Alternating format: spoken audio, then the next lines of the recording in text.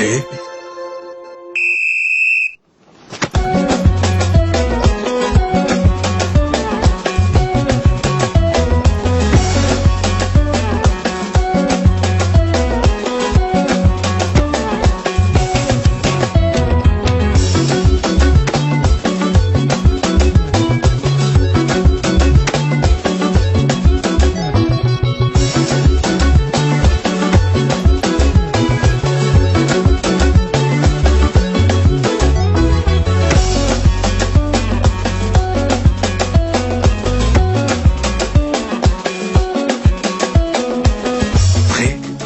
Nouvelle génération.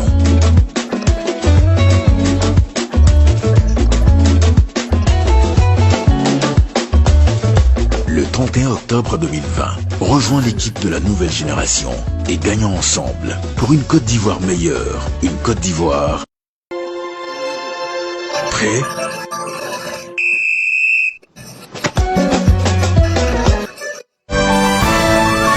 Alassane Ouattara.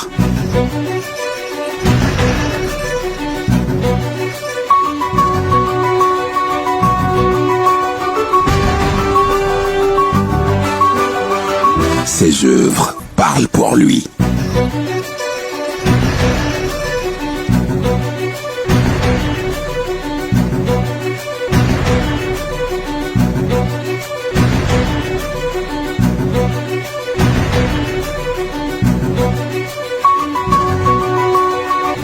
Ça, c'est lui, Alassane Ouattara.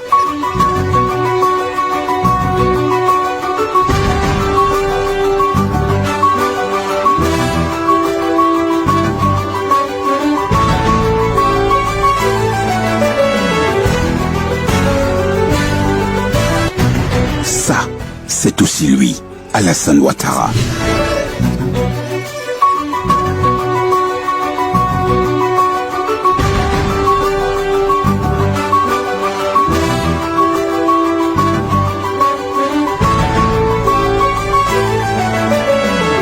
Tout ça, c'est lui, Alassane Ouattara.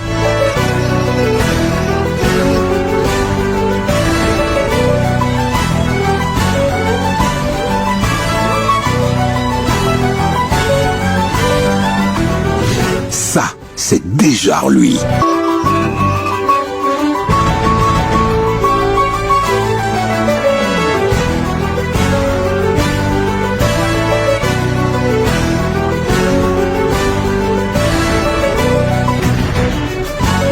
Alassane Ouattara pour un deuxième miracle ivoirien dans la paix.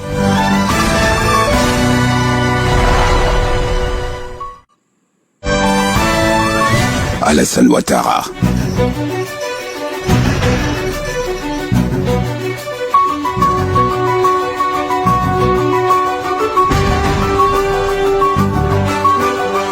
Ses œuvres parlent pour lui.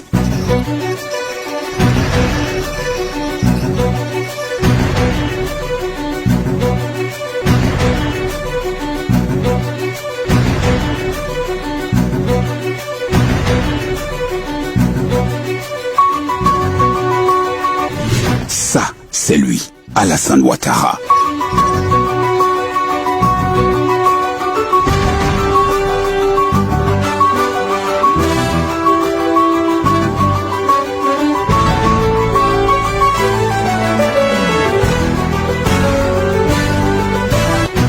Ça, c'est aussi lui, Alassane Ouattara.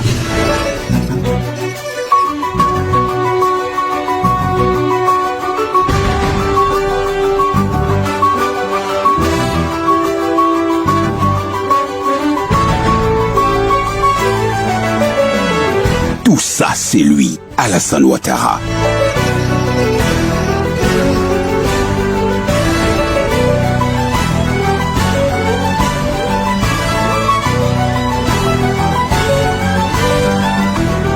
Ça, c'est déjà lui.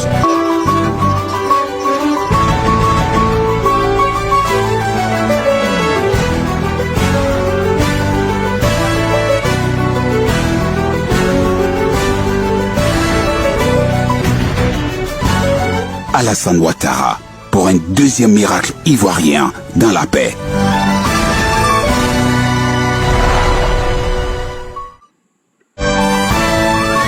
Alassane Ouattara.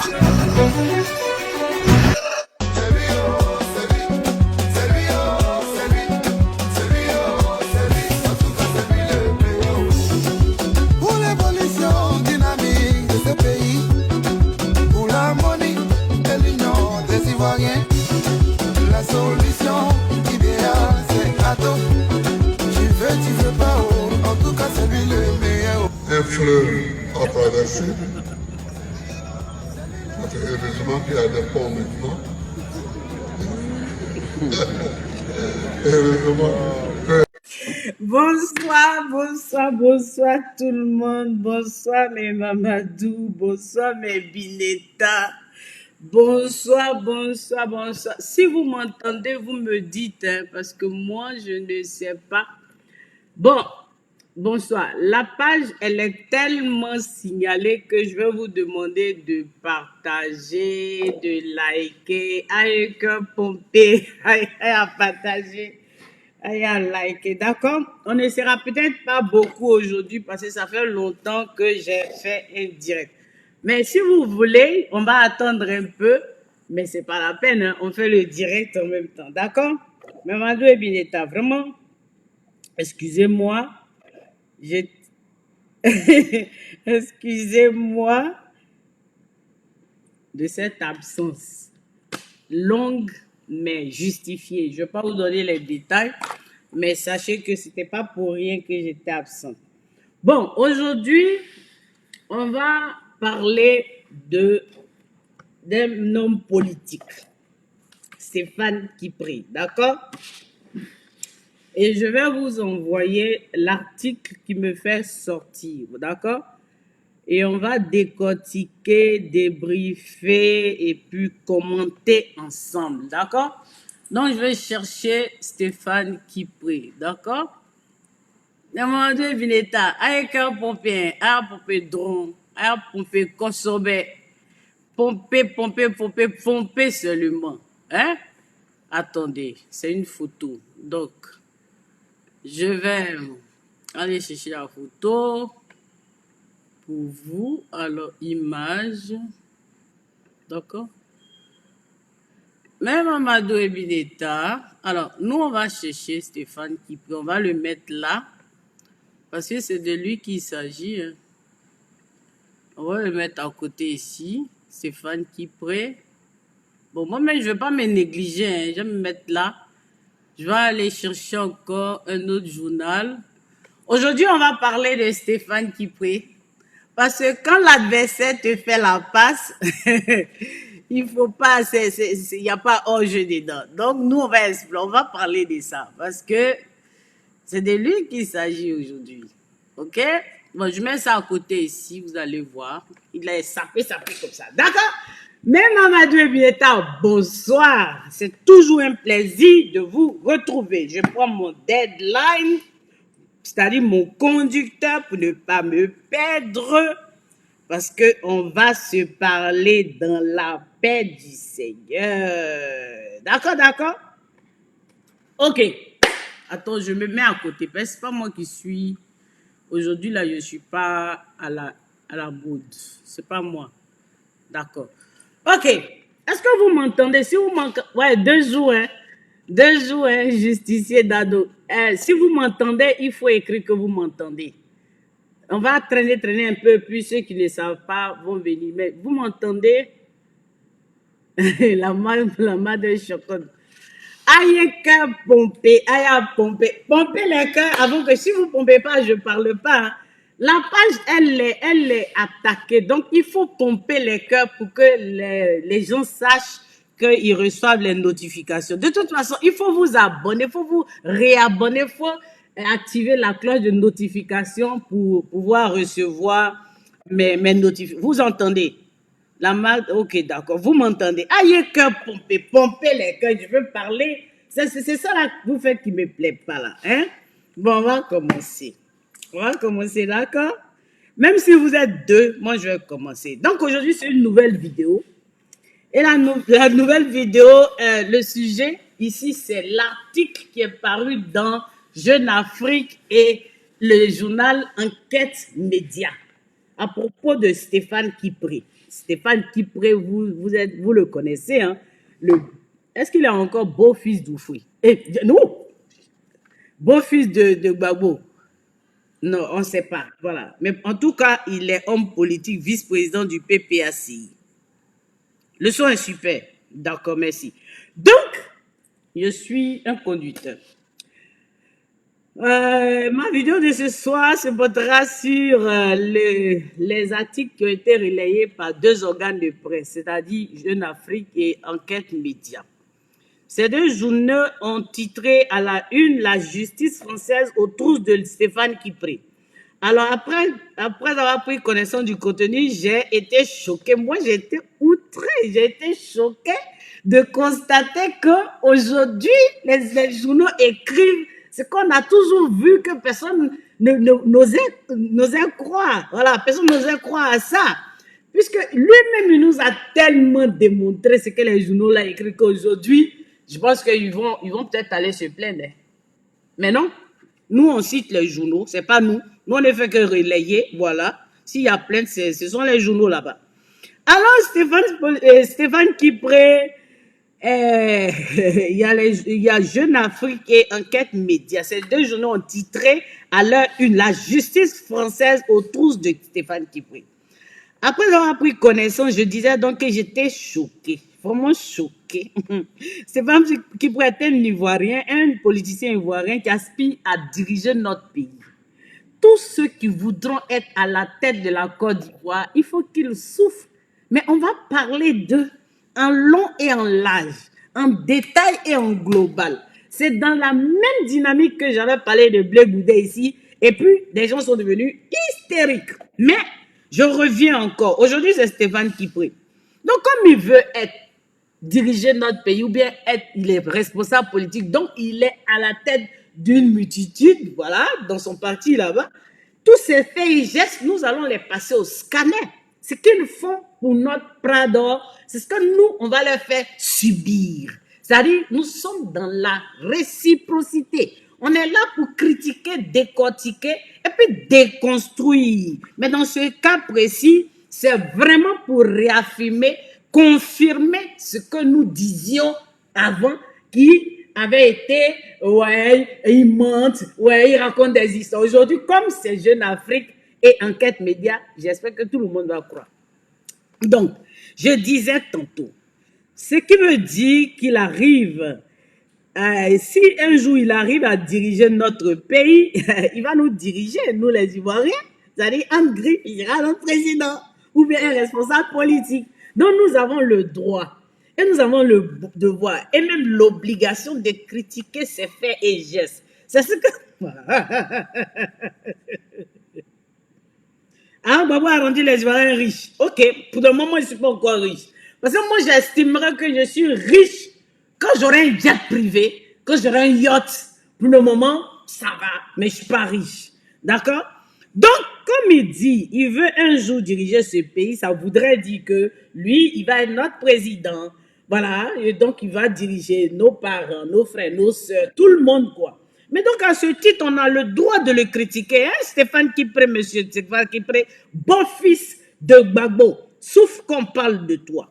Mais dans ce cas précis, on nous dit, donc, on nous dit qu'il y a un article concernant Stéphane Kipré dans Jeune Afrique et Enquête Média. Mais moi, je me dois de réagir parce que la vie politique ivoirienne doit être assainie. C'est-à-dire que quand le président pourquoi le président Oufouette vient toujours dans ma tête? D'accord?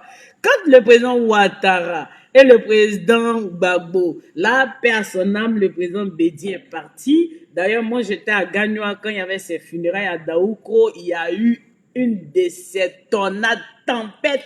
Toutes les bâches se sont volées à Gagnoa là-bas. Vraiment, il était aux yeux bas. Paix à son âme. Et donc, quand cette génération-là passera, pour le moment, on ne sait pas encore. Puisque Babo dit qu'il est candidat et que le président Ouattara, pour le moment, il ne s'est pas prononcé, mais les candidats naturels de son parti. Donc, après cette génération, il y aura une génération intermédiaire, et puis nous, on viendra. Donc, nous, ceux qui aspirent à diriger notre pays, là, on va les critiquer. On va les critiquer, on va parler d'eux, d'accord? Et aujourd'hui, c'est le tour de Stéphane Kipré, comme ça l'a été pour Blé Goudé la dernière fois. Donc, s'il veut nous diriger, on doit pouvoir parler de lui, on doit pouvoir le critiquer, on doit décortiquer ses faits et gestes. En plus, je me dois de réagir. Les écrits de ces deux journaux qui parlent de Stéphane Kipré, qui est opposant aujourd'hui, sont graves, sont des faits graves. Ce qu'ils disent là, c'est tellement gravissime que je pense qu'on ne peut pas faire la sourde oreille. Je ne comprends pas pourquoi le RHDP, les cyber-militants, cyber-activistes de RHDP n'en parlent pas. On doit faire du bruit sur cette affaire. Ça ne doit même pas passer sous silence, c'est pas possible. Donc moi, je ne laisse pas passer. Allez, moi, je parle. D'accord, les gars? Alors, donc, c'est cela. Comme dit l'adage, quand la balle vient de l'adversaire, il n'y a pas hors-jeu. Donc, Stéphane Kipré, il n'y a pas hors-jeu. On va prendre la balle, on va shooter ça dans tous les sens. Tu vas prendre. Donc, pour que nous soyons sur le même pied d'égalité, le même niveau d'information, je vais vous présenter, je vais peut-être vous lire l'article pour que vous compreniez de quoi on parle. Parce que c'est passé sous silence comme ça. Les gens, ils n'ont rien dit. C'est comme si, je ne sais pas, silence, motus, bouche cousue. Et non, moi, je ne suis pas d'accord avec ça. Moi, je vais relire ça à mes Mamadou et Bineta. Et puis, on va voir ce qu'il en est. Voilà. Alors, je lis l'article. Quand je finis de lire l'article, maintenant on va venir dans le... Je vous fais un débriefing d'abord. Je finis de lire l'article et puis après on revient maintenant dans les documents et nous on va apporter nos VAR. Parce que nous on l'a toujours dit. On dit Stéphane Kipré, son train de vie est extravagant. C'est choquant. Ça arrive que c'est... Mais... les gens ont toujours dit que les gens étaient jaloux. Maintenant, comme les journaux internationaux en parlent, on va revenir dessus. Alors, je lis l'article. Côte d'Ivoire. La justice française autour de Stéphane Kipré. Une commission rogatoire sur la tête du beau-fils en griffe de Gbagbo Laurent. Pour détention illicite de fortes devises étrangères, l'homme fonctionne au liquide et à un rythme effrayant. C'est-à-dire que lui, il ne connaît pas chèque, il ne connaît pas carte bleue, il n'est pas dans ça. Il est chez les Blancs en Occident, lui, c'est en espèces. Le liquide, c'est en espèces. C'est-à-dire, lui, il a ça sur lui, en boing même, et puis il se promène. C'est en espèces, cash money. Et puis, il dépense. On dit des sommes effrayantes, mais à un rythme pas possible. Le beau-fils et collaborateur. Ils ont mis beau-fils là en griffe. Donc, on ne sait pas s'il a divorcé avec la fille de Gbagbo ou bien s'il est toujours l'époux de la fille. Donc, entre griffes, ils ont mis le beau-fils et collaborateur en griffe aussi de Gbagbo Laurent Stéphane Kipré a des démêlés avec la justice française. Une commission rogatoire, l'acte par lequel un juge d'instruction délègue ses pouvoirs à un autre magistrat ou à un officier de police judiciaire, OPJ, afin de faire procéder à sa place un ou plusieurs actes d'information sur la tête du beau-fils de Laurent Gbagbo. Le vice-président du PPA Digbe fuit-il la justice française? Point d'interrogation. Donc l'article, le journaliste se demande si le vice-président du PPA Digbe, beau-fils de Gbagbo, fuit-il la justice française? La suite. Prétextant qu'il a un problème cardiaque qui l'empêche de prendre un vol, Stéphane Kipré, alias PSK, s'est vu coller une commission rogatoire au fin de s'expliquer sur la détention de fortes sommes d'argent liquide dans ses appartements parisiens. 10 millions de francs, 10 millions d'euros seraient découverts dans ses appartements parisiens lors de perquisitions. Les gars, la police a découvert 10 millions d'euros. C'est-à-dire que, attends, il y a un calcul. Parce que quand il dit 10 millions, là, peut-être qu'on ne comprend pas bien. On va faire le calcul. 10 millions d'euros, ça veut dire, je fais 10 millions. 10 millions multiplié par, on va prendre simple, 655. Ça dit 6 milliards 550 millions de francs CFA. Il a sa cash-monnaie en liquidité dans ses appartements parisiens. Est-ce que vous comprenez de quoi on parle? C'est-à-dire, 6 milliards, c'est le budget d'un pays que je connais. 6 milliards. 6 milliards de francs CFA. Donc 10 millions. Par exemple, moi, il a fait multiplier par 655. Est-ce que vous comprenez dans quoi on est? Quand Dieu vous sont prêts. Dieu vous sont prêts là. Elle était très occupée, mais elle est là. On n'est pas là pour faire buzz, on est là pour décortiquer. Là, je vous fais un débriefing. Hein. Je vous lis l'article. Après, maintenant, je vais décortiquer. Et puis après, je vais déconstruire. Les gars, les gens jouent avec l'argent. 10 millions d'euros seraient découverts dans ces appartements parisiens lors d'une perquisition. Et puis, dans le même article, on dit le cas Alpha Condé. 500 000 euros découverts dans un de ses appartements. Stéphane Kipre argant que cette somme appartient à Alpha Condé, ex-président de la Guinée-Conakry ici, du 21 décembre 2010 et du septembre 2021. La justice française a interrogé Alpha Condé via courrier qui dit ne pas être le propriétaire de cette somme. C'est-à-dire qu'on l'a attrapé à 500 000 euros qui a été découvert, en plus de 10 millions. On lui demande, il dit c'est pour le président de la Guinée, celui qu'on a enlevé dernièrement. Et la justice écrit au président de la Guinée, le président de la Guinée dit il ne se reconnaît pas dans ça. Il n'est pas dedans, naissant, lui n'est pas dedans. Donc, procéder pour éviter, maintenant, donc ça c'est ça, l'argent qu'ils ont découvert. C'est-à-dire que moi je me pose des questions. J'aimerais bien qu'on me dise, je ne veux pas mourir bête. Stéphane Kipre, il est dans quel business? Il est dans quel genre d'affaires? C'est-à-dire, on nous dit c'est un homme d'affaires, il est dans quel genre d'affaires? Il est dans quel business? Il est de quelle lignée? Il est de quelle famille? Il sortait d'où? Avant d'être le gendre de Gbagbo, avant d'être le gendre très très proche de Gbagbo et peut-être même je ne sais quoi. Qui se promène avec de la liquidité comme ça? Dites-nous, vous qui savez. Nous, on veut juste savoir. Donc, on dit, procéder pour éviter l'aéroport. Stéphane Kipre sort du territoire ivoirien par la route. C'est-à-dire qu'il évite l'aéroport de Côte d'Ivoire. On ne fait que faire les commentaires. Hein? C'est un article qui est paru dans Jeune Afrique et Enquête Média. Nous, on ne fait que commenter. Mais lui, quand il voyageait, il passe par l'aéroport d'Abidjan. Il sort par la route vers le Ghana. Vous-même, vous savez qu'ils étaient en exil au Ghana, donc ils ont laissé des traces là-bas, ils ont laissé des biens là-bas, des maisons là-bas où ils habitaient. Ils n'ont pas rendu les clés ou bien ils ont acheté. Où l'attend un jet privé? Stéphane Kipre se promène en jet privé. Ce n'est pas votre camarade, hein? Stéphane Kipre là, il roule en jet privé. C'est vrai que on nous avait même raconté que quand ils étaient en exil, sa chérie Coco d'amour, qui est la fille de notre très cher, meilleur, excellent opposant, parce que oui, le président Gbagbo, quand il est dans l'opposition, il est très bon. C'est au pouvoir qu'il est bizarre. Et donc, sa fille, qui était, ou qui est, on ne sait pas. La femme de Stéphane Kipre, il paraîtrait, en griffe, que il y avait un petit foufou. Le gars, il a loué un jet privé pour aller demander pardon à sa chérie au Ghana quand ils étaient en exil. Exil doré. Donc, Stéphane Kipre, il a l'habitude des jets privés.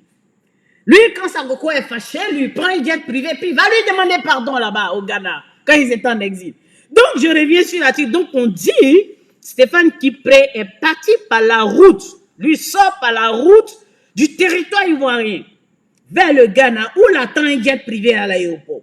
Il s'envole pour ses affaires dans certaines parties du globe terrestre et retourne au Ghana pour regagner enfin la capitale économique Abidjan par la route avec sur lui de fortes sommes d'argent en grosses coupures d'euros et de dollars. Stéphane Kipre n'est pas votre camarade. il roule en jet privé. Il passe pas à l'aéroport d'Abidjan. Lui, son agent, c'est pas CFA. C'est en dollars ou bien en euros. Ah, je vous ai pas dit, vous n'avez pas remarqué ma coiffure? Belle coiffure, hein? Belle coiffure. Après, je fais la pub de sort. On peut dire comme ça. Donc, Stéphane Kipré, notre cher beau des beaux, beau-frère, beau-fils des beaux-fils, il roule en jet privé. Ouais. Et lui, il passe pas par l'aéroport d'Abidjan, il passe par l'aéroport du Ghana. C'est ce que le journal nous dit. Et que il se promène avec de fortes sommes d'argent, avec de grosses coupures. Vous n'êtes pas sans ignorer que Stéphane Kipré a fait le buzz ici quand il était en exil. Parce qu'il était le parrain de tous les mariages. Mais un mariage qui particulièrement nous avait choqués, au cours duquel Stéphane Kipré travaillait sur le marié et la mariée avec des coupures de 100 euros. 100 euros, ça équivaut à 65 000 francs CFA. Ça veut dire que Stéphane Kipré est en train de danser et puis le gars danse, il met 100 euros sur le gars comme ça. Ça choque. Lui, c'est un riche, déjà riche. On ne connaît pas sa lignée, hein, mais il a l'argent. C'est le bon fils de Babo n'a pas l'argent, mais son bon fils a l'argent. Mais qu'est-ce que c'est? Babo n'a pas l'argent, mais son bon fils a l'argent. Mais on doit faire des enquêtes plus approfondies sur Stéphane Kipré. Quand il épousait la fille de Babo, qui était-il? Où a-t-il travaillé? Il était quoi? Quels étaient ses biens? Qui sont ses parents? Il est de quelle lignée? Quelle est sa fortune? On va creuser dans ça. Mais aujourd'hui, on parle de l'article. Donc, en forte coupure d'argent, en grosse coupure d'argent, euros et dollars, en somme de devises étrangères, à bord de véhicules de type 4x4 avec des occupants blindés dessous. Vous savez qu'on dit qu'ils sont blindés dessous là. Tous ceux qui sont dans sa voiture là, ils ont plein d'argent sur eux. C'est le journal qui le dit. Blindés dessous. Dessous qui esquivent les fouilles. Donc, comme ils ont plein d'argent sur eux, ils esquivent. Esquiver, vous vous rappelez, non? Esquiver. Comme je disais que il esquivait les attaques des pro-Babo, là. C'est comme ça. Ils esquivent les fouilles. Genre, ils ne veulent pas qu'on les fouille. Et ils esquivent les fouilles et tout construit grâce à la porosité de nos frontières ivoiriennes. La porosité de nos frontières. Ça veut dire qu'il y a la corruption dans cette affaire. Les gens qui sont censés travailler, faire le boulot comme il se doit, ils arrivent à les corrompre avec leur argent. Notamment Stéphane Kipré et son groupe. Bien sûr, devant l'argent, très peu de personnes restent stoïques. Donc, Dieu seul sait, si le gars il vient lui jeter le giflet comme ça, avec 500 000, et peut-être que le gars lui-même, son salaire ne fait pas 500 000. Toi-même, il faut voir. Donc, il esquive les fouilles et contrôle grâce à la porosité de nos frontières et à la corruption ambiante des fonctionnaires de police et de douane. C'est le journal qui le dit. Dans le premier trimestre de 2024, c'est-à-dire premier trimestre de 2024, c'est-à-dire janvier, février, mars, Stéphane Kipré a été pris par les autorités policières ivoiriennes. Dans notre police, il y a quand même des personnes dignes. Il y a quand même des personnes de valeur. Voilà, il a été pris par la police, de notre police. Il a été pris par la police, hein, notre police. Stéphane Kipré a été pris par les autorités policières ivoiriennes grâce à une fuite de son propre camp, de son propre réseau. Vous savez, dans ton réseau, il y a quelqu'un qui a cafeté. Il y a quelqu'un qui a dit. Il y a quelqu'un qui est venu dire que Stéphane Kipré, là, il a l'habitude de se promener bon des jets. Donc, il faut bien le fouiller. Quelqu'un a dit ça à la police. Vous comprenez? Donc, le jeune de Laurent Gbagbo a passé plus de 24 heures dans les locaux de la police économique avant d'être libéré sur intervention de hautes personnalités politiques, notamment la première dame Dominique Ouattara, sollicitée à cet effet par Nadiani Bamba, c'est-à-dire Nadi Bamba, la compagne de Laurent Gbagbo. Est-ce que vous comprenez de quoi on parle? Pour ce qui concerne la commission rogatoire, selon les sources de enquête média, le président de la République a demandé qu'elle ne soit pas exécutée pour l'instant dans la dynamique de préserver le climat politique apaisé. Stéphane Kipré, l'ex-beau-fils et collabo de Gbagbo Laurent, est devenu depuis lors aphone. Ça veut dire que Nadiani Bamba, la compagne de Laurent Gbagbo, a appelé notre maman Domi. Parce qu'on sait que tous nos papas, quand c'est nos mamans qui viennent demander pardon, ils sont un peu sensibles. Elle a demandé à la première dame Dominique, c'est le journal qui le dit, c'est pas moi, à la première dame Dominique Ouattara, maman Domi, elle a demandé à Nadi Bamba, appelle notre maman Domi. Et puis, elle demande que notre maman Domi intervienne. Je relis la partie, c'est pas moi qui le dis. Notamment, donc je relis la partie. Alors, le gendre de Laurent Gbagbo a passé plus de 24 heures dans les locaux de la police économique avant d'être libéré sur l'intervention de hautes personnalités politiques, notamment la première dame Dominique Ouattara, sollicitée à cet effet par Nadiani Bamba, c'est-à-dire Nadi Bamba, la compagne de Gbagbo. Or, donc, vous demandez des clémences. C'est-à-dire que dans le noir, vous sollicitez le président Ouattara, son épouse, sa très chère, Fantagbe. Et quand vous êtes dans vos conférences, c'est vous qui gueulez, c'est vous qui piaillez. Toi, Nadi Bamba, tu fais une conférence ici où tu as accusé le pouvoir de mettre les gens en prison pour rien du tout. Et tu te lèves, tu t'en vas appeler la maman Domi pour intervenir pour un faussaire. Hein? C'est Nadi Bamba qui a fait ça. En ce moment-là, tu étais dans tes petits souliers quand tu appelais la dame. Je suis sûr qu'elle était dans son lit très douillet. Elle était dans sa robe de chambre où elle était en train de dormir. Elle était avec son coco d'amour. Tu l'as dérangée pour qu'on libère. Ça veut dire que Stéphane Kipré, il est très important dans leur système. Elle a demandé l'intervention. Pour ce qui concerne la commission rogatoire, selon la même source, le président Ouattara a demandé l'apaisement. Il ne veut pas que le climat politique s'embrase. Il ne faut pas que l'environnement soit, sous tension. Donc, il demande l'apaisement politique. C'est pour ça que Stéphane Kipré est devenu aphone. Aphone, ça veut dire qu'on ne l'entend plus. Il ne peut plus en placer une. Parce qu'il a bouclé son clapet, il a bouclé son caquet et il est assis comme s'il ne parle plus. Le même Stéphane Kipré qui est parti au nord pour provoquer les gens, jusqu'à aller dans les plantations d'Anakad, pour dire oui, regardez ça. Il avait autant d'argent, il n'a jamais fait une petite entreprise d'Anakad. Stéphane Kipré. Aujourd'hui, il ne parle pas. Il n'a plus de bouche.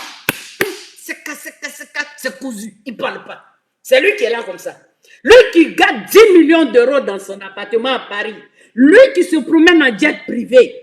Ne dites pas que je suis jalouse. Hein. Il veut devenir président de la Côte d'Ivoire, donc il va déclarer ses biens. Il va nous dire ses sources de revenus, ses avis d'imposition sur le plan fiscal, s'il est correct. Parce que la nouvelle génération, ce sera ça. Nous serons plus exigeants avec vous par rapport à nos papis là. Parce que là, eux, ils sont en train de partir. Bon, s'ils sont encore là pour se rendre, on va faire pédale douce, on va faire doucement, doucement. Mais si vous, Stéphane Kipré, Sorodium, Blé Goudé, les nouvelles générations générationnelles, là, vous qui voulez être notre, on va courir avec vos âmes. Je vous dis ça. Donc, qui est Stéphane Kipré dans le même article? Il est devenu aphone, il ne peut pas parler. C'est-à-dire qu'il a fermé Dabachi, Dagbaya Dron, il a fermé sa bouche. Mais le président dit non, calmez. J'ai dit, président, bisous pour toi, je t'aime, Prado. Voilà un homme qui est dans la réconciliation, qui est la réconciliation et qui applique les conditions de bon voisinage, de vivre ensemble pour ne pas que les gens, ils sont trop déchis. Stéphane Kipré, avec ce que tu as fait là, ça, le président il demande l'apaisement. Et toi, ton leader, qui lui envoie des pics, il envoie des pics à tout le monde. le président Ouattara, on dit ici, je relis, le président Ouattara a demandé qu'elle ne soit pas exécutée pour l'instant pour la dynamique de préserver un climat politique apaisé. Stéphane Kipré, l'ex-beau-fils et collabo de Gbagbo, Laurent est devenu depuis lors aphone. Il ne parle plus, il a bouclé. Il est devenu aphone politiquement. Lui qui était surexcité, on l'a vu dans les élections du conseil régional. Il était surexcité. Il est devenu aphone. Alors, qui est Stéphane Kipré? Le même article. Stéphane Kipré s'est fait connaître dans la sphère politique ivoirienne avec le mouvement des forces à venir, MFA.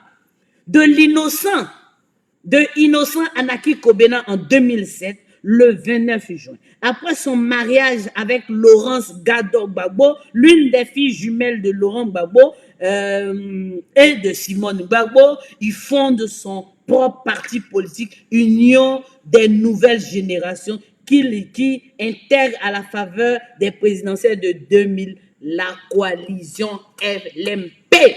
Voilà. Et on nous parle ici du retour d'exil. C'est le même journal.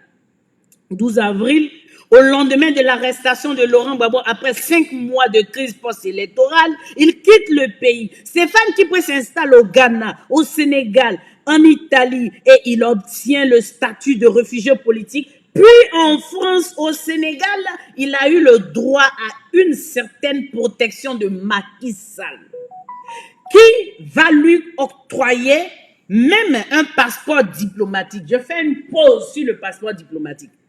Nous avons discuté ici sur le passeport. Le passeport diplomatique ne te donne pas la nationalité, mais on peut de façon exceptionnelle te donner un passeport diplomatique pour te permettre de te déplacer. Stéphane Kipré, en son temps, a bénéficié d'un passeport diplomatique sénégalais. Ça ne fait pas de lui un Sénégalais. Je mets un bémol, parce qu'on reviendra dessus dans les débats. Donc, Macky Sall lui a donné un passeport diplomatique sénégalais. Macky Sall va lui octroyer même un passeport diplomatique qu'il annulera après lorsqu'il a eu des retours sur les pratiques très peu catholiques de son protégé le 28 mai 2021. Stéphane Kipré atterrit à l'aéroport Félix Houphouët-Boigny d'Abidjan et s'investit dans les activités de son église. Mission évangélique Grâce de vie, Mège Vie, créé par Guy Vincent Kodja, archevêque autoproclamé, comme son président Gbagbo autoproclamé en 2000. Des groupes d'autoproclamés. Donc, archevêque autoproclamé, où il a été consacré pasteur en 2022. Stéphane Kipré se définit comme un homme 100% business, 100% politique et 100% homme de Dieu. Voilà, c'est tout. On revient dans notre live. C'est bon? Est-ce que c'est bon? Bonsoir tout le monde. Tous ceux qui viennent d'arriver, bonsoir. C'est moi, Rachel Crasso, la fille en or du Prador. Je ne suis pas la fille du Prador. Je suis la fille en or du Prador. Voilà, c'est ça. Donc, on revient dans notre sujet. Je prends mon deadline, mon conducteur. Voilà, je dis ça comme ça. Parce qu'on va aller dans le vif du sujet. Ne nous trompons pas. Stéphane Kipré se définit comme homme politique, businessman, homme d'affaires et homme de Dieu. J'ai des doutes sur ta probité. Stéphane Kipré, j'ai des doutes. Tu te promènes en Europe, on ne peut pas se promener avec de l'argent liquide. Même quand dans ton compte, ton propre compte, tu veux aller retirer une certaine somme, ton conseiller te pose des questions. Tu n'as pas droit. Et lui, il se promenait avec 10 millions d'euros. C'est-à-dire 6 milliards. Et puis 500 000. Non, mais sérieux, la moralité des gens qui veulent nous diriger, on va en faire un débat. Et donc, quand j'ai dit ça, on est maintenant sur le même pied d'égalité en termes d'information. Donc, je dis quoi? Stéphane Kipré, face à l'argent, plus précisément des espèces, beaucoup d'espèces, il manipule l'argent, mais à outrance. C'est peut-être son argent, je ne sais pas, mais c'est choquant. Pour quelqu'un qui veut diriger la Côte d'Ivoire, pour quelqu'un qui est à un haut niveau de la politique nationale, c'est vexant, c'est choquant, c'est frustrant. Même dans ton parti politique. Oui, c'est choquant. Donc nous disons ceci. Et cela me fait penser à des propos que Peter avait tenus sur la toile ici. Peter nous a dit ici, nous a fait des aveux concernant Stéphane Kipré. Mais on n'a pas pris ça au sérieux. Mais parfois, les gens parlent, ils disent des choses, hein. Heureusement que la VA existe, c'est que nous avons tout archivé. Je voudrais faire un big up ici à notre archiviste qui fait un travail monstrueux, qui fait un travail de documentation, mais exceptionnel. Il a sorti des trucs, mais franchement, vous savez qu'on voit toujours des choses, mais on n'enregistre pas. Ça passe. Donc après, ça s'efface de notre mémoire. Mais nous sommes là avec nos VA pour vous raviver la mémoire, pour vous rafraîchir la mémoire, pour vous présenter les hommes politiques qui veulent être à la tête de votre pays. Stéphane Kipré, par exemple. Donc, allons-y. Donc, Peter nous avait avertis. Et cela me fait penser que ces propos qu'il avait tenus lors d'une interview réalisée par Guillaume Vergès. Et dans cette interview, Peter disait qu'il a été chauffeur attitré de Stéphane Kipré en France. Et très souvent, il le conduisait dans des endroits de la ville de Paris très bizarres pour récupérer des sacoches pleines d'argent espèces. Nous allons écouter Peter. C'est pour ça que nous avons besoin de preuves quand nous parlons. Et Stéphane Kipré qui se promène avec de la liquidité en France. Nous vivons en France. En France, tu n'as pas droit. Qui es-tu, Stéphane Kipré? Qui es-tu? You be you. Allez, on va chercher Peter. Il va nous dire la vérité ici. Peter, excuse-moi. Hein, c'est pour des raisons de choses. Frère, j'ai rien contre toi. Nous parlons avec des preuves pour ne pas avoir. En France. À quel moment tu rencontres le président de l'UNG, Stéphane Kipré? Quand je venais en France, j'étais d'abord médecin, voilà, au Black, justement, puisqu'il n'y avait pas les papiers français, il y avait mes papiers italiens. J'étais d'abord médecin. Et après, mon travail de médecin, vu que c'était au Black, après c'est gâté. Donc, j'ai décidé d'acheter un véhicule pour travailler au Black, pour faire les taxis au Black, là. Donc, je tournais dans les boîtes de nuit, tout ça, là. Je conduisais les gens, tout ça, là. Donc, c'est un jour, je suis tombé ici, un gars de... Je n'ai même pas envie de dire son nom, ce con là. Et par reconnaissance quand même. Non, il n'est pas reconnaissant. Même si ça s'est mal passé entre vous, au moins c'est par lui que peut-être... Il s'appelle Abré Franck Faucon. Je suis tombé sur lui. Voilà, je le prenais souvent, je le déposais à l'hôtel, je l'accompagnais un peu dans les coins. C'était ainsi que, bon, lui m'a connu, il m'a dit, ah, vu que tu as travaillé avec Babo, tout ça, donc tu vois, il y a le président qui est là souvent, il a envie de bouger. Parce que lui, il était le chauffeur de Stéphane Kipré. Donc, il dit souvent, il a besoin de quelqu'un pour me remplacer, tout ça. Donc, vu que je vois que tu conduis bien, et puis tu as travaillé avec Babo, donc, je pense qu'on peut être ensemble, et puis on va travailler ensemble. Donc, je vais te présenter au président, et puis on va voir comment on va gérer. C'est là qu'arrive cette histoire. Voilà, c'est là il m'appelle. Oui. Voilà, le président m'appelle un jour, voilà, viens, tu vas me chercher pour m'accompagner quelque part. Donc, le président ici, c'est Stéphane Kipré. Prêtez l'oreille, je vais répéter la vidéo. Nous sommes là pour décortiquer. Nous sommes là pour décortiquer. J'ai fini le débriefing. Hein.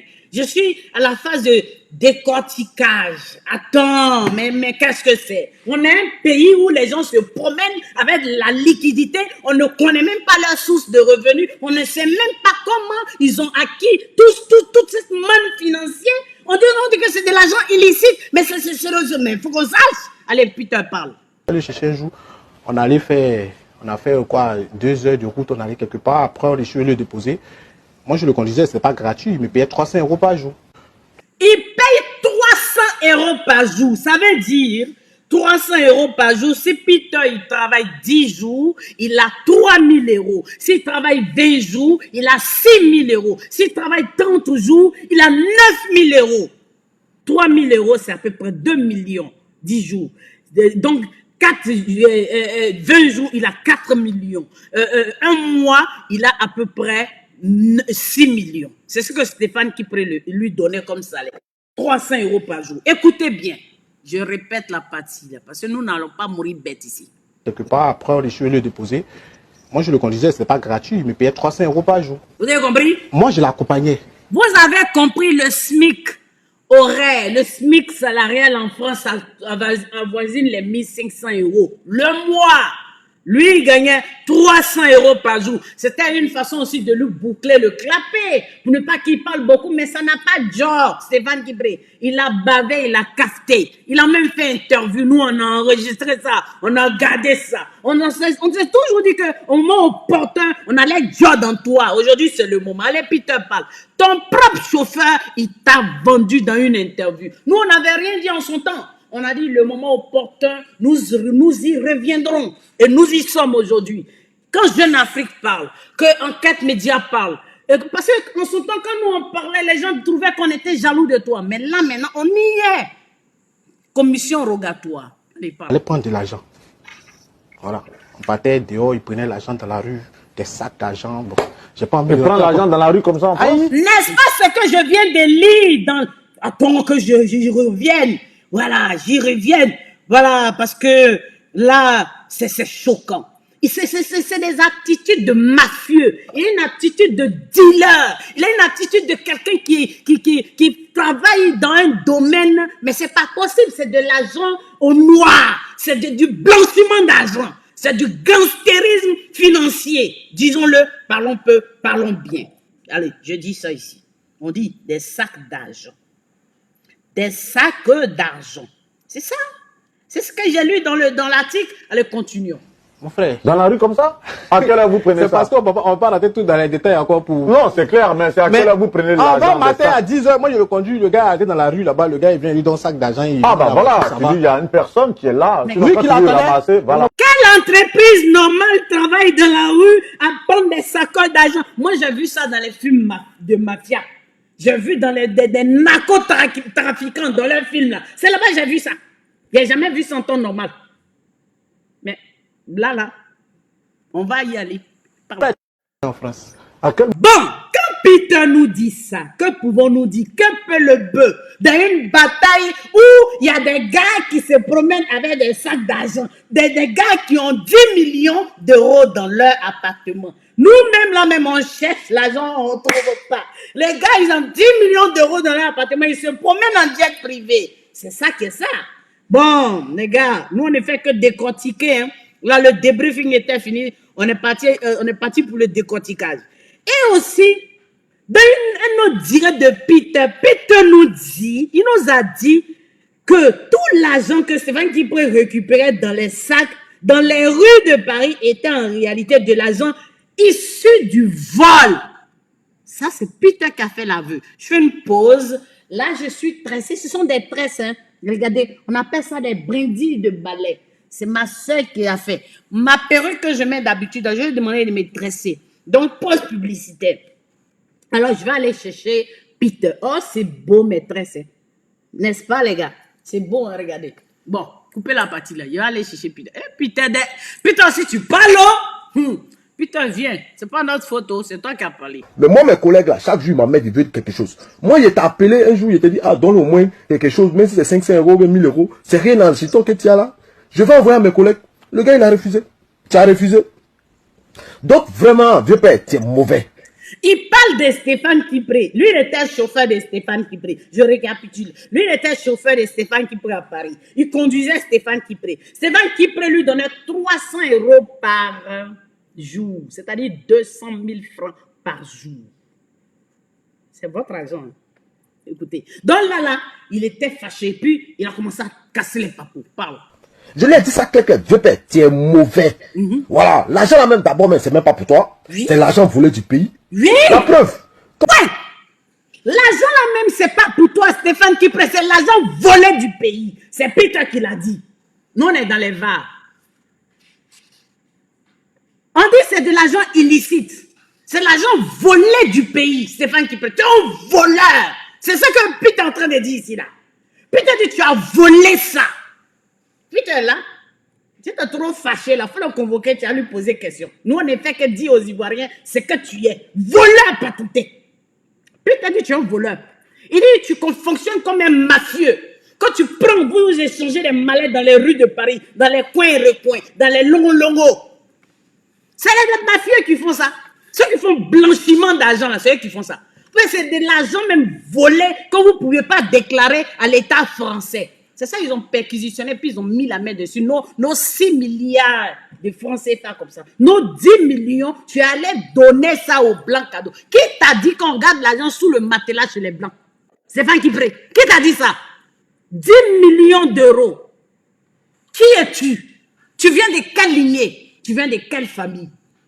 Quelle richesse? Ton papa, il est riche comme un peu, tu te retrouves en 2 ou 3 moments avec 10 millions d'euros. Nos 6 milliards et quelques de francs CFA. Les Blancs ont pris. Si tu ne prouves pas la provenance de cet argent, jamais ils vont donner notre argent. Allons-y, les gars. Donc, ce que Peter dit là, il parle de Stéphane Kipré. Allez, reviens encore. Peter, parle. Parle, Peter. Tu es mauvais. Tu es mauvais. Voilà, l'argent là même d'abord, mais c'est même pas pour toi. C'est l'argent volé du pays. Tu as volé. La preuve, quand on dit quelqu'un a l'argent est propre là. En tant que toi un responsable, toi Stéphane Kipré, tu peux aller dans une banque. Oui. Ouais, bonjour, c'est moi Stéphane. Tu vas dans la banque, tu récupères l'argent. Oui. Clair, avec, tu fais ton retrait et tu sors. Oui. Mais moi, Peter, moi je t'accompagne. Oui. Dans la rue, Oui. tu prends sac d'argent. Oui. Tous les jours, moi, je t'accompagne, tu prends sac d'argent dans la rue. Et puis tu me dis non, là, c'est pour toi, ton argent est propre. Non, mais je paye, il est vite clair, je paye, tu es mauvais. Tu as bien fait. Les sacs d'argent que tu prends dans la rue, là, il suffit d'enlever petit bien seulement pour envoyer quelqu'un à mes frères au Ghana. Là. Oui. Vraiment, ils seront heureux, ils seront contents. Mais non. Vous voyez? Mais non, il préfère prendre un jet privé pour aller demander pardon à sa chérie Gador. C'est ce qu'il a fait. Il a ramassé tous ses camarades de Paris. Il a loué jet privé, il les a versés dedans.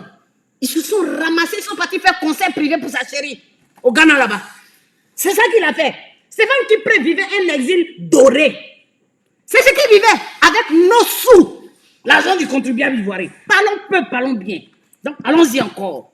Ce que Peter dit, quand je vais toujours dans ma mémoire et que je me réfère à nos archives, nos VAR, je me rappelle que M.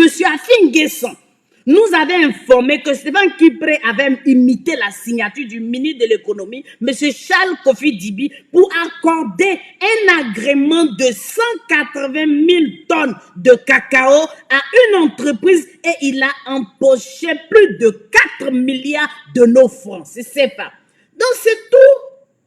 Cet argent pris dans les filières café-cacao qui étaient en train de blanchir sur le territoire français. Écoutons Afin Guesson.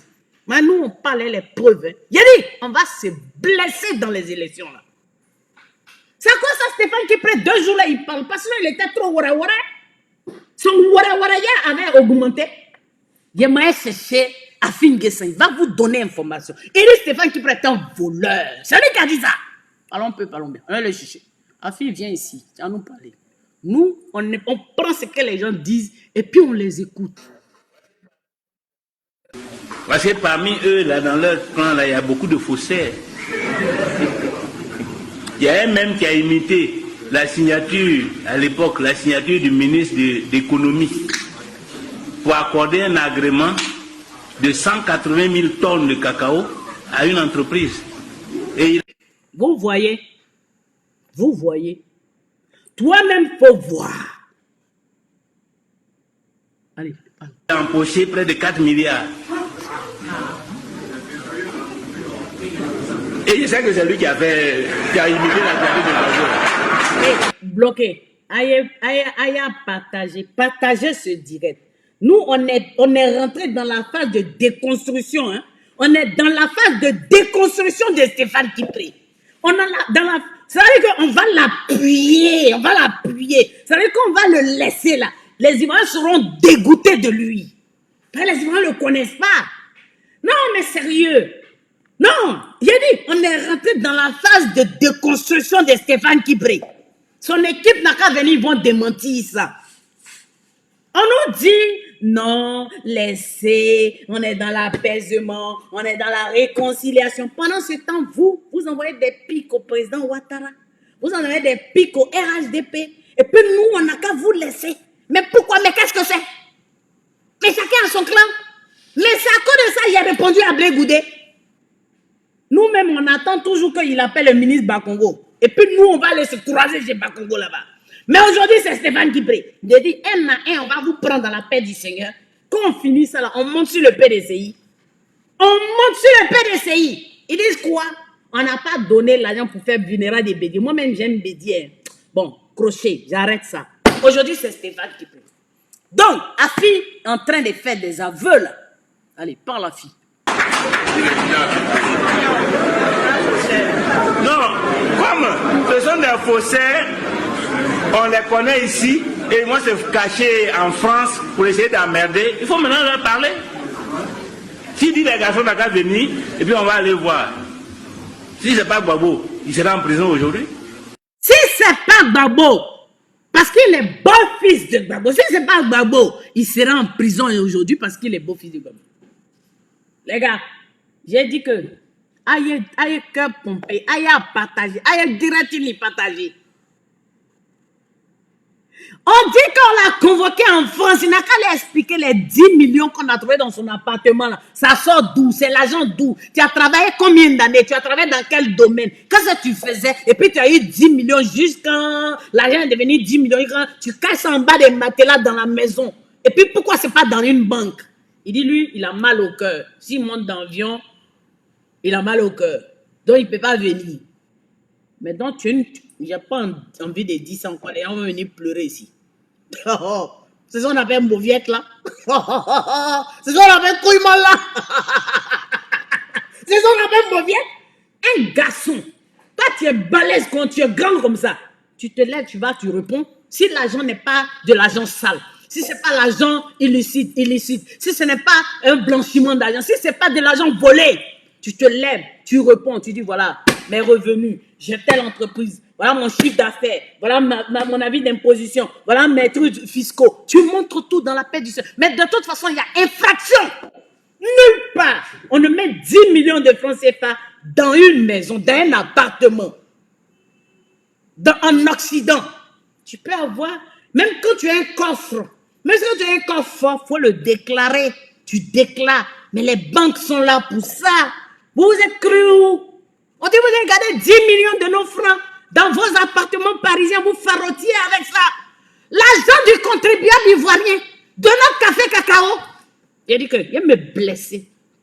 On avance. Donc, Afil va finir de parler et puis on continue. Si ce n'est pas parce qu'il est un proche de Gbagbo, il sera en prison. Ouais. Et aujourd'hui, il est assis là-bas. Donc, Gbagbo, toi, tu encourages le vol.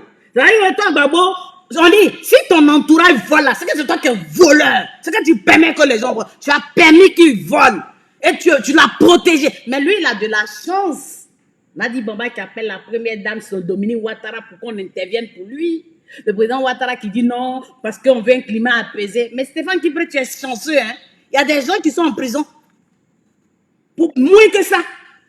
Mais pourquoi? Mais pourquoi? Mais qui es-tu? Pourquoi? Mais je m'insurge, moi. Je suis pas d'accord. Là, l'argent que tu as pris, tu allais mettre là-bas, là. C'est pas de l'argent qu'on va récupérer.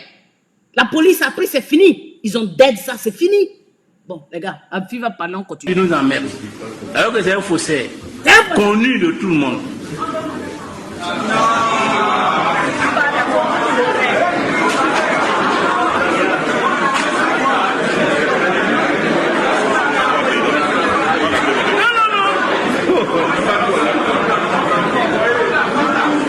Lui qui a signé, c'est lui qui a imité la signature de Gbagbo.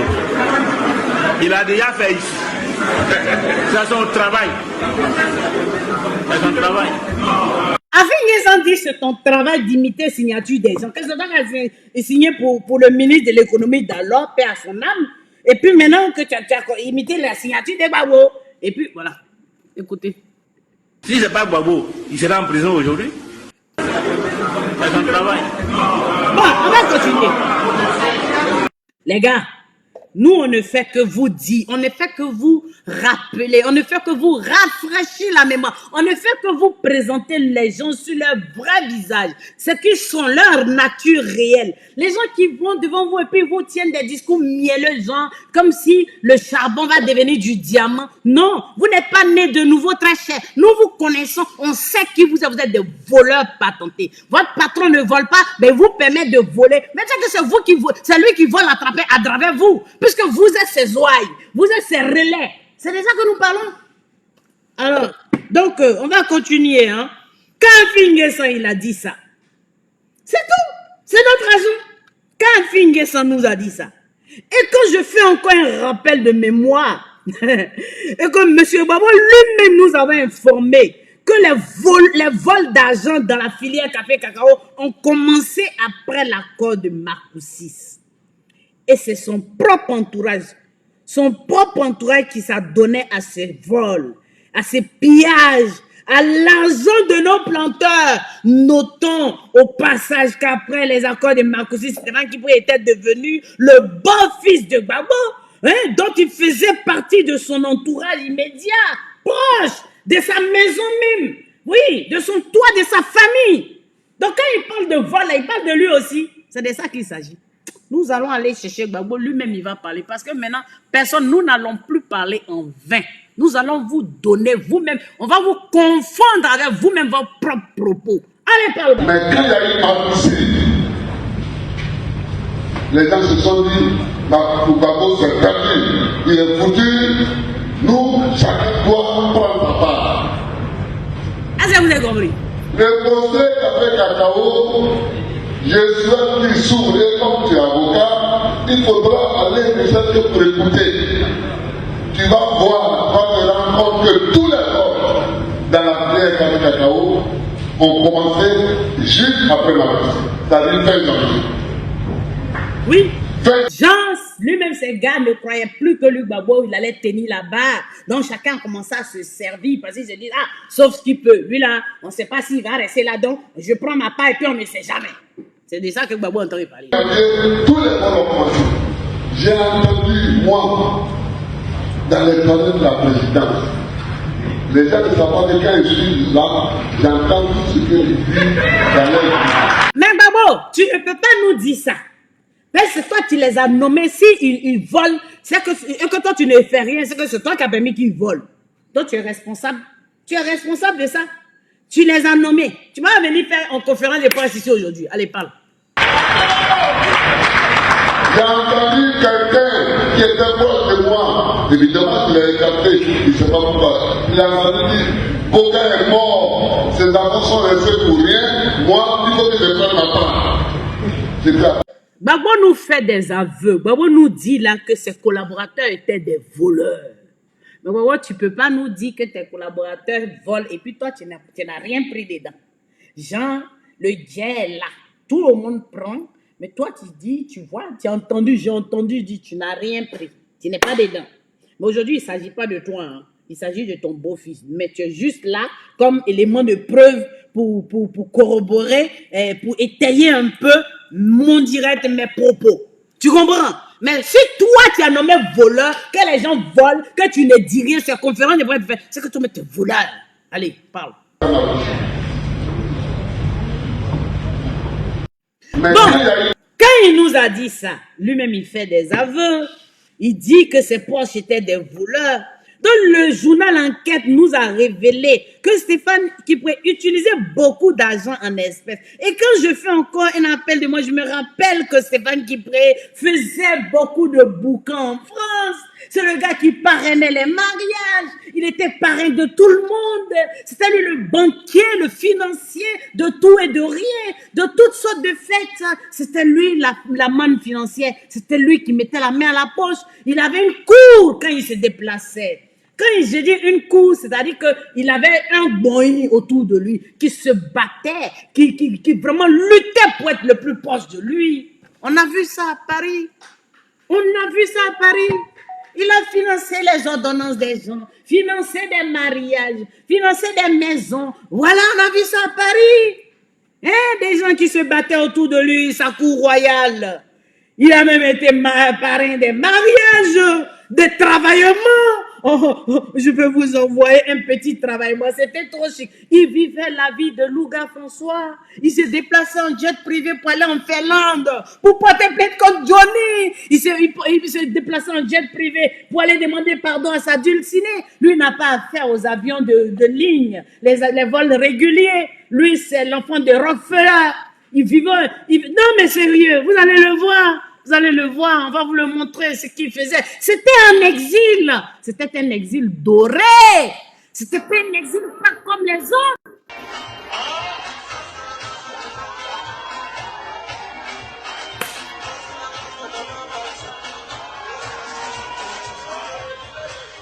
Regardez, regardez.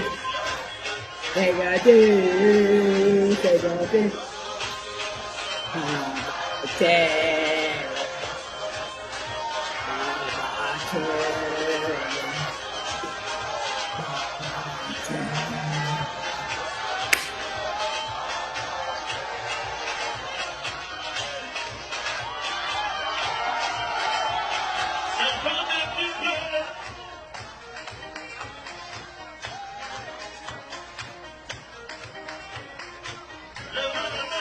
Y'a ah! Alors, vous voyez le gars, même comment il danse même. Ça veut dire danser même le fatigue. Il ne peut pas transpirer. Parce que c'est l'argent même qui est là en vitesse. L'argent en boing. Ça veut dire que la danse même va avec votre argent. Les 10 millions là. Monnaie là. Ça, c'était les monnaies. C'était les billets de 100 euros, 100 euros. Un billet de 100 euros, ça fait 65 000 francs CFA. C'est ça qu'il donnait aux mariés là. Mais vous avez vu comment le gars il danse même. Genre, il fait genre, il ne va pas transpirer. Non, ça c'est danser, baba tché. Ça c'est la danse, baba tché. Reculez, c'est gâté, c'est gâté. Je remets les gars, je remets.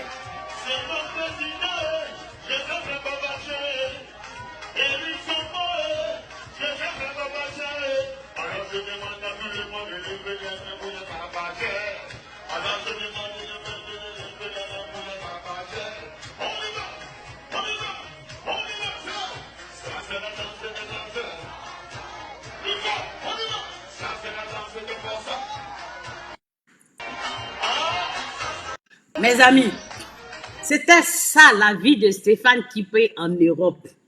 Il était le parrain de tous les anniversaires, des mariages. Il avait une cour qui le suivait. Il avait des bodyguards. Il avait des gardes des corps. C'est même dans son... Il se déplaçait en jet privé. Il n'avait pas les mêmes problèmes. Il a pris un jet privé avec sa cour royale. Et puis, il est parti porter plainte contre Johnny. Big up à toi, Johnny Pacheco. Je t'aime de tout mon cœur, mon frère. Je t'aime d'un amour profond. Johnny, il était en félon. C'est pas qui peut pour porter plainte. Il a pris un jet privé. Il a mis toute sa cour avec son avocat dedans. Et ils sont allés en Finlande. Quand il a voulu aller voir sa dulcinée, il a pris un jet privé.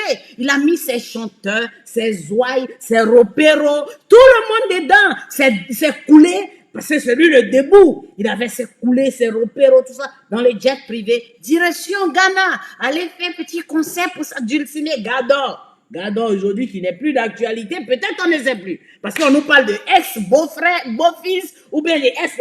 Nous ne savons pas. Donc, c'était ça, sa vie. Je vous répète ça. Voilà.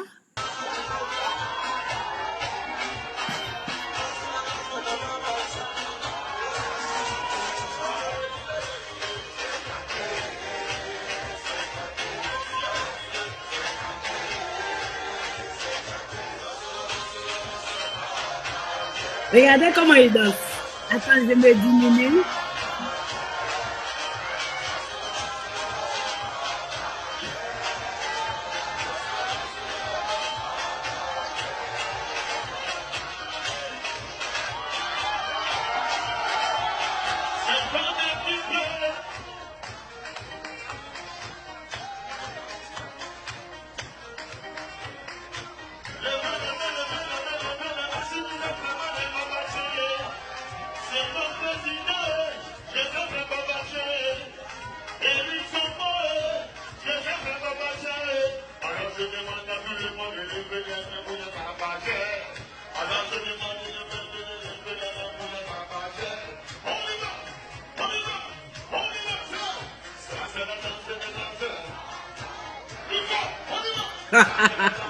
Les gars, donc quand j'ai montré Stéphane Kipé dans cette démonstration de travaillement à hauteur de 100 euros mariés, on ne sait pas combien il a laissé là. Là, c'était ce qu'il avait, mais tout le mariage, sûrement, peut-être c'est lui qui a vu. Même dans les églises, il est dans les églises. Dans son église qu'il fréquente en Côte d'Ivoire. Stéphane Kipé continue ses pratiques de farotage en espèces. Il se promène avec de l'argent liquide. Mais il est temps que l'État de Côte d'Ivoire prenne des dispositions pour prendre une loi pour dire qu'il faut, pour circuler l'argent, il faut un montant minimum. Stéphane Kipé, dans son église, il est allé là-bas encore. Dans une église, il s'est donné le luxe de donner une contribution à hauteur de 10 millions de francs. D'accord? De 10 millions pour un politicien qui veut un jour diriger la Côte d'Ivoire. Il n'est pas un exemple de probité. Il ne donne pas le bon exemple. C'est-à-dire, il nargue les pauvres, il nargue les démunis, il nargue les indigents, il nargue les petites gens. Il nargue les petites gens. Il frustre même les fidèles de l'église. Je sais que ce jour-là, il y en a qui ont applaudi, mais les plus intelligents se sont posés des questions. Dieu aime la discrétion. Dieu agit dans le secret. Dieu n'aime pas la fanfaronnade. Qui m'envoie des messages? Je suis concentré. Il a dit que je suis lancé. Je vais lire les messages. Je me dois de lire les messages. Dieu n'aime pas le bruit.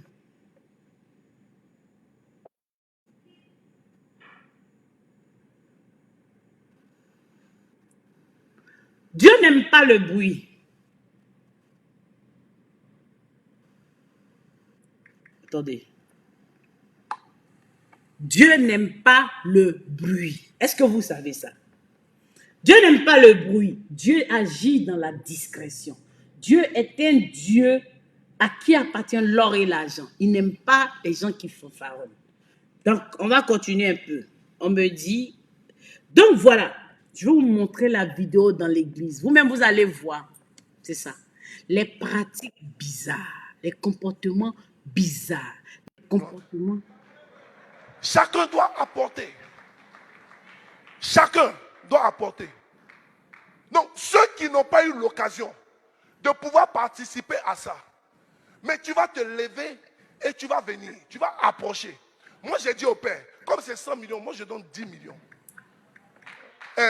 Prophète, maman, donne mon offrande. Donne mon offrande.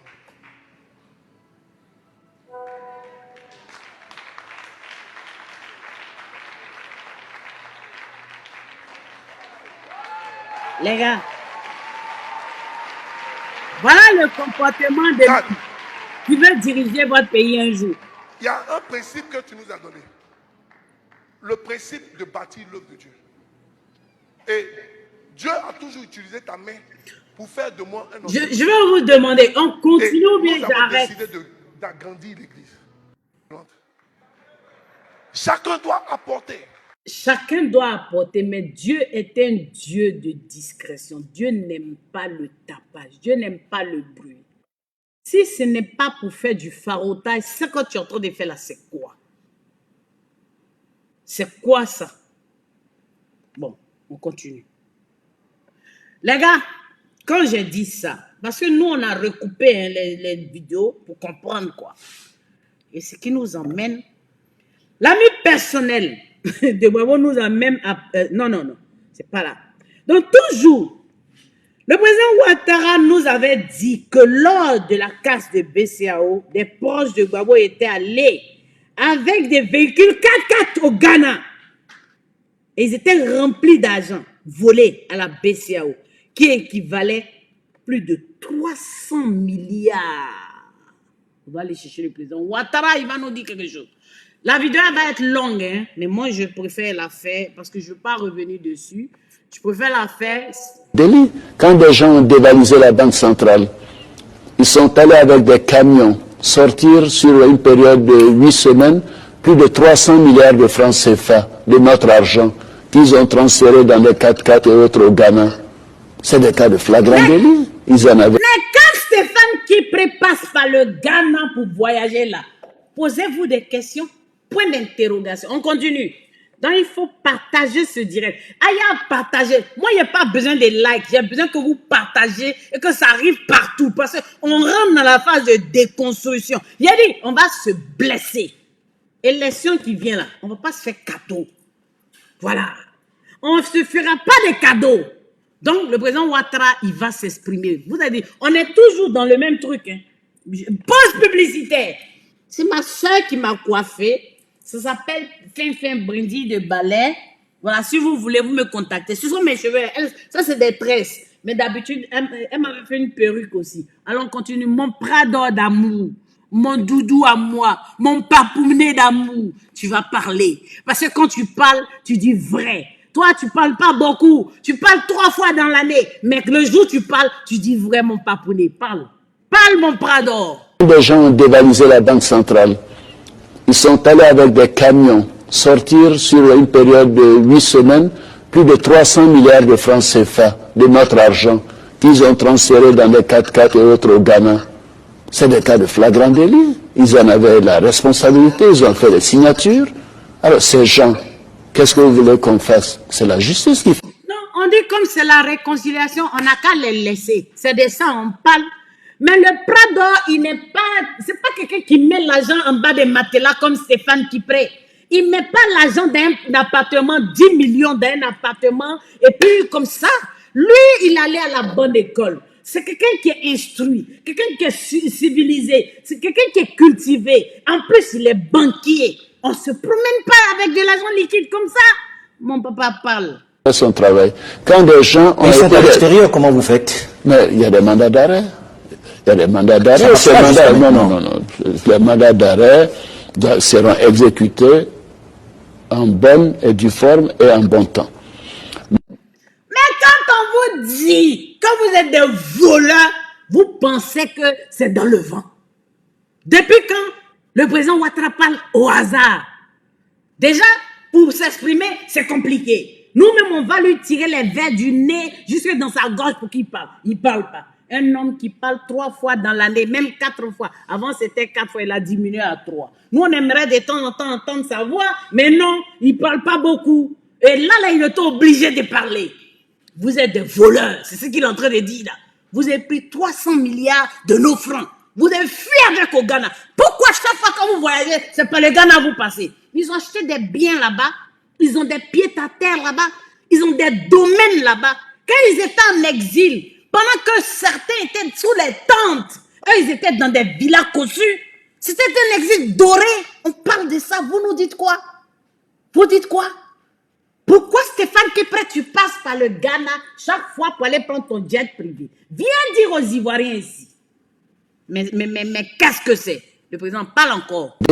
Quand des gens ont dévalisé la banque centrale, ils sont allés avec des camions sortir sur une période de 8 semaines plus de 300 milliards de francs CFA de notre argent qu'ils ont transféré dans les 4x4 et autres au Ghana. C'est des cas de flagrant délit. Ils en avaient la responsabilité, ils ont fait les signatures. Alors ces gens... Les mêmes signatures! Usurper, imiter, voler notre argent. C'est de ça il parle, le papy. Hein? Mon Prado, tu parles pas beaucoup, donc quand tu parles, tu es très audible. Parle encore. Qu'est-ce que vous voulez qu'on fasse? C'est la justice qui fait son travail. Quand des gens ont... Ils sont à l'extérieur, comment vous faites? Mais il y a des mandats d'arrêt. Il y a des mandats d'arrêt. Non. Les mandats d'arrêt seront exécutés en bonne et due forme et en bon temps. Bon, mon papy, calme-toi. Il faut te calmer. On va faire la suite. Donc, quand le président a dit ça, là, on est dans les preuves. Hein? On est dans les preuves. Parce que lui, il ne peut jamais venir s'asseoir et puis avancer des choses comme ça s'il n'a pas les preuves palpables, factuelles. Parce qu'il ne parle pas en vain. Il n'est pas comme l'autre qui est un DJ. Lui, là, quand il parle, c'est pour dire quelque chose de sensé. Stéphane Kipré, Ghana où tu passes pour aller toujours là, on sait que vous avez des biens là-bas. On va faire le bilan. Quand vous allez vouloir être président, on va vous passer au scanner. Donc, l'ami personnel de Gbagbo, lui-même nous a même appris qu'un de ses proches, c'est-à-dire un proche de Gbagbo, a confié 40 milliards de nos francs à sa maîtresse avant de s'enfuir pour le Ghana. Et la maîtresse s'est volatilisée les 40 milliards dans la nature. 40 milliards, laissant le monsieur dans la faim. Laissant le monsieur. Elle a pensé qu'une goutte qui l'enjoyait et qui s'enjaillait. Voilà, une de ces petites, quoi, comme les petites Ravkata, les go de Ravkata. Il vole notre jet, il lui donne 40 milliards. J'ai dit, est-ce que vous savez de quoi on parle? On parle de milliards. Ces gars ne parlent pas en milliers, ils ne parlent pas en centaines, ils ne parlent même pas, ils vous parlent de millions et de milliards de nos francs. L'autre, c'est 6 milliards 500 et quelques de nos francs. Aujourd'hui, celui-là, c'est 40 milliards de nos francs. C'est-à-dire que, et là, le président Ouattara vient de parler de 300 et quelques milliards, mais on en perd les mots. Il y avait de l'argent comme ça.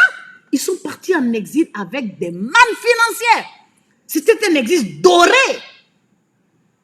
Donc, on va vous envoyer l'ami de Gbagbo qui fait les aveux sur celui dont la maîtresse a volé, a détourné, a bloqué les 40 milliards. Écoutons l'ami de Gbagbo, encore Bernard Doza, qui n'aime pas notre phrase. Les milliardaires africains aujourd'hui ne mettent pas leur argent dans les comptes.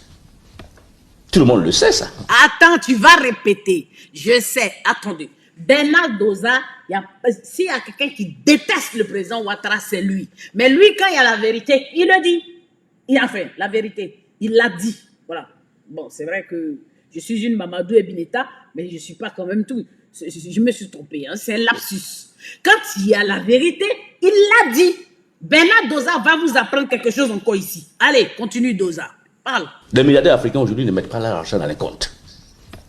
Tout le monde le Voilà pourquoi Stéphane Kipré garde 10 millions de francs CFA, 10 millions d'euros dans un appartement parisien.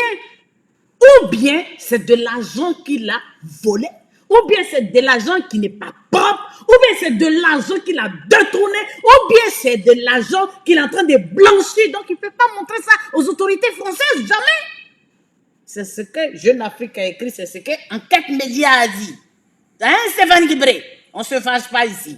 Tu vas les porter plainte contre eux là-bas. En plus, Nadi Bamba, de quel droit tu appelles notre maman Domi pour qu'elle intervienne? Tu penses qu'elle plonge dans les trucs comme ça? Ben toi, on revient à toi, Nadi Bamba. On revient à toi. On t'a pas encore oublié là. Ben, tu as commencé à faire des petites sorties, genre on l'envoie des pics, on te ménage. Tu crois qu'on a pitié de toi, nous? On va te faire ça preuve dans la paix du Seigneur. On vient sur toi là-bas. Bon, si en même temps tu peux appeler maman Domi pour intervenir pour Stéphane Kipré, ceci explique cela. Qui es-tu, Nadi Bamba? Dans tout ce réseau, qui es-tu? Tu vas parler bientôt. Allez, parle. C'est ça. Ah bon? Ils ne mettent plus leur argent dans les comptes. Depuis qu'ils sortent, ils savent que chaque fois qu'un gouvernement africain tombe, les comptes sont gelés en Suisse, aucun dirigeant africain ne met son argent dans les comptes. L'argent aujourd'hui se met dans le sous-sol des maisons. L'argent aujourd'hui se met dans le sous-sol des maisons. Allons creuser les maisons. Allez. Dans la plantation, à la campagne. Où viennent les maîtresses? Bon, les maîtresses, même certaines fuient. Bon, il y a un ministre de Gbagbo qui a donné 40 milliards à une maîtresse. Il y a un monsieur de Gbagbo qui a donné 40 milliards à sa maîtresse. Ouh là là, que mes cheveux sont beaux. On peut dire comme ça. Ouh là là, que c'est beau. Ouh là là, que c'est beau. Hein, que c'est beau. Écrivez-moi quelque chose que c'est beau. Qu'il y a une maîtresse qui a fui. Mais c'est une maîtresse, je dois la féliciter si je la connais, cette maîtresse. On peut donner 40 milliards de francs CFA à une go, parce qu'on a joui sur elle, et puis elle va prendre l'argent, puis elle va venir te redonner. C'est qu'elle est maudite, mais maudite, elle a bien fait. Mais sauf que ce n'était pas l'argent de ce gars, c'était notre argent. Donc, donne-lui le nom de cette maîtresse-là, et puis on va aller la chercher. Belle coiffure, hein, Nabitou, merci chérie Coco d'amour. Moi aussi, je suis une maîtresse, tu m'as donné 40 000, et puis tu dis, moi, il faut regarder. Oh, tu joues mal. Il a dit qu'il a acheté quartier même.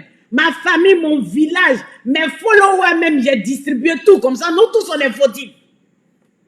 Comment un gars de Gbagbo peut donner 40 milliards à une maîtresse? Quand on parle, mais qu'est-ce que c'est? Oh, c'est beau, merci, mais Mamadou Ebineta, voilà. C'est ma soeur, elle a un salon de coiffure. Après, vous pouvez, après, je vais faire la pub. Et donc, il dit ceci, ce qui est très intéressant. Allez. Viens les maîtresses. Bon, les maîtresses, même certaines fuient. Bon, il y a un ministre de Gbagbo qui a donné 40 milliards à une maîtresse qui a profité de la chute du régime, qui est parti aux États-Unis, qui s'est remarié. On peut avoir la révélation, c'est oui. Vous voulez pas dire qui là? Alors, vous êtes sérieux là, monsieur Doza? Oui, c'est pour ça que 40 milliards? Les événements vont être compliqués. Et ce ministre là où actuellement lui? Il est au Ghana. Exilé? Exilé. Il dit à tout le monde qu'il n'a rien à manger. Je sais qui c'est. Je sais qui c'est. Il est rentré à Abidjan même actuellement. Je sais qui c'est. On continue. Alors qu'il a 40 milliards qui ont filé entre les mains d'une maîtresse. Parce qu'on garde l'argent avec la maîtresse en se disant, bon, on connaît ma femme officielle, mais la maîtresse, on ne la connaît pas. Donc, elle peut partir à l'argent, cacher l'argent. Quand j'ai des besoins, je l'appelle. Mais si la maîtresse coupe le fil, comment tu fais l'argent est perdu?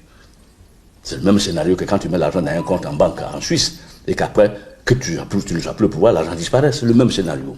Vous voyez? Bon, si tu as donné ton argent à une maîtresse, c'est que c'est elle qui est intelligente. Ça veut dire qu'elle t'a tellement, excusez-moi, entre griffes, elle t'a tellement bien gré que tu t'es oublié, tu lui as donné ton argent. Moi, si je suis cette maîtresse, je prends cet argent, j'investis, je fais tout ce que j'ai à faire. Mais, c'est pas normal, parce que c'est pas ton argent. Là, les gars, il reste pas beaucoup de vidéos. Donc, Bernard Doza nous dit ça. Un proche de Gbagbo a donné 40 milliards de nos francs à sa maîtresse, elle est partie avec. Mais c'est la même veine que Stéphane Kipré. Un gars qui prend 10 millions d'euros et puis met ça sous le matelas. Et puis la police, j'ai dit qu'il y a mal au cœur. La police française, ils ont pris le jet. Ça la même, le policier qui a pris la même, avant que ça arrive à la police, il est capable de se servir et puis ça va pas quelque part. Tout notre argent. Bon les gars, on continue. Maintenant, je veux appeler mon président Ouattara. Il va nous expliquer le mécanisme par lequel les pro-Gbagbo ont pu sortir les milliards en espèces de la BCEAO d'Abidjan. Nous sommes les enfants d'Alassane Ouattara. Moi, je ne suis pas sa fille, hein. Je suis sa fille en or, du Prador. Voilà. Va! Mon président va parler. Il dit, parfois, quand je le regarde, je dis... Ce monsieur, il est béni. Dieu l'a tellement béni. On m'a crié dessus. On dit, moi, il mélange les vidéos. Je dis, il ne faut pas y mélanger. Tiens. L'un des faits marquants de cette crise que nous connaissons, c'est certainement ce qu'on a appelé le braquage de la BCEAO. Oui. Les commentaires vont bon train. Certains disent le coffre n'a pas été atteint. D'autres disent le coffre a été atteint. Monsieur le Président, est-ce qu'aujourd'hui, on a une idée précise de l'ampleur de ce qui s'est opéré à la BCEAO? Oui, vous savez, c'est un domaine qui m'est très cher parce que j'ai été gouverneur de la Banque centrale pendant de nombreuses années. Je suis encore gouverneur honoraire en raison des services rendus à cette institution. Tout à fait. C'est donc un titre qui m'a été décerné par l'ensemble des chefs d'État de l'Union économique et monétaire ouest-africaine. Nous nous trouvons dans une situation où nous avions en son temps un gouverneur désigné par la Côte d'Ivoire qui n'a pas respecté la volonté des États membres de l'Union économique et monétaire, qui, en 6 semaines, a décaissé plus de 200 milliards de francs CFA au gouvernement illégitime, pour les mêmes besoins, acheter des armes, des munitions, payer en partie les salaires, mais ce n'était pas le plus significatif. Alors, ce gouverneur devait partir parce qu'il n'a pas appliqué la règle. Parce que la banque est un domaine très sérieux et très rigoureux. Il y a des règles, il faut les appliquer, autrement on se retrouve dans la catastrophe. C'est ce que nous avons voulu éviter. Le gouverneur étant parti, le gouverneur intérimaire décide de nommer de nouveaux responsables à la direction de la Banque centrale à Abidjan. S'il vous plaît, prêtez l'oreille. Nous, on n'est pas ici pour faire des vues. On est ici pour déconstruire. Moi, je suis dans la vague des 3D. Débriefing. Décryptage, déconstruction. On est dans la phase déconstruction ici. Et dorénavant, la VA va devenir une émission. Je vous le dis. Parce qu'il y a urgence. Parce qu'il y a trop de mensonges qui courent. Alors qu'un mensonge qui court, qui n'est pas démenti, il commence par ressembler à la vérité. Alors que nous avons des archives pour les déconstruire. Donc, la VA des 3D. Décryptage. Débriefing, décryptage, déconstruction. On est dans la phase de déconstruction. Mon Prado parle, on va avancer. Alors, que fait M. Laurent Gbagbo? Il décide de braquer la BCEAO. Vous savez, c'est très grave, peut-être parce qu'il n'est pas banquier. Il ne mesure pas la portée de l'acte qu'il vient de poser. La Banque centrale est vraiment le temple de la monnaie. C'est quelque chose de très sérieux. La Banque centrale est la banque des banques. Vous avez votre compte dans une banque commerciale, comme les banques commerciales ont leur compte dans la Banque centrale. Si quelqu'un va braquer une banque jusqu'à vider les caisses, c'est votre argent que l'on prend. C'est ça? Si la Banque centrale est braquée, ça veut dire que c'est l'argent des banques et par ricochet, c'est votre argent, c'est notre argent. Voici. Est-ce que vous comprenez ce que le vieux est en train de dire? Il dit, Nous, on met notre argent dans les banques. Mais les banques, elles mettent leur argent dans la banque centrale. Donc, si les refondateurs sont allés braquer la banque centrale, non seulement ils ont volé les banques, mais ils nous ont volé aussi, par ricochet. J'ai compris, non? Pardon. Je suis pas bête.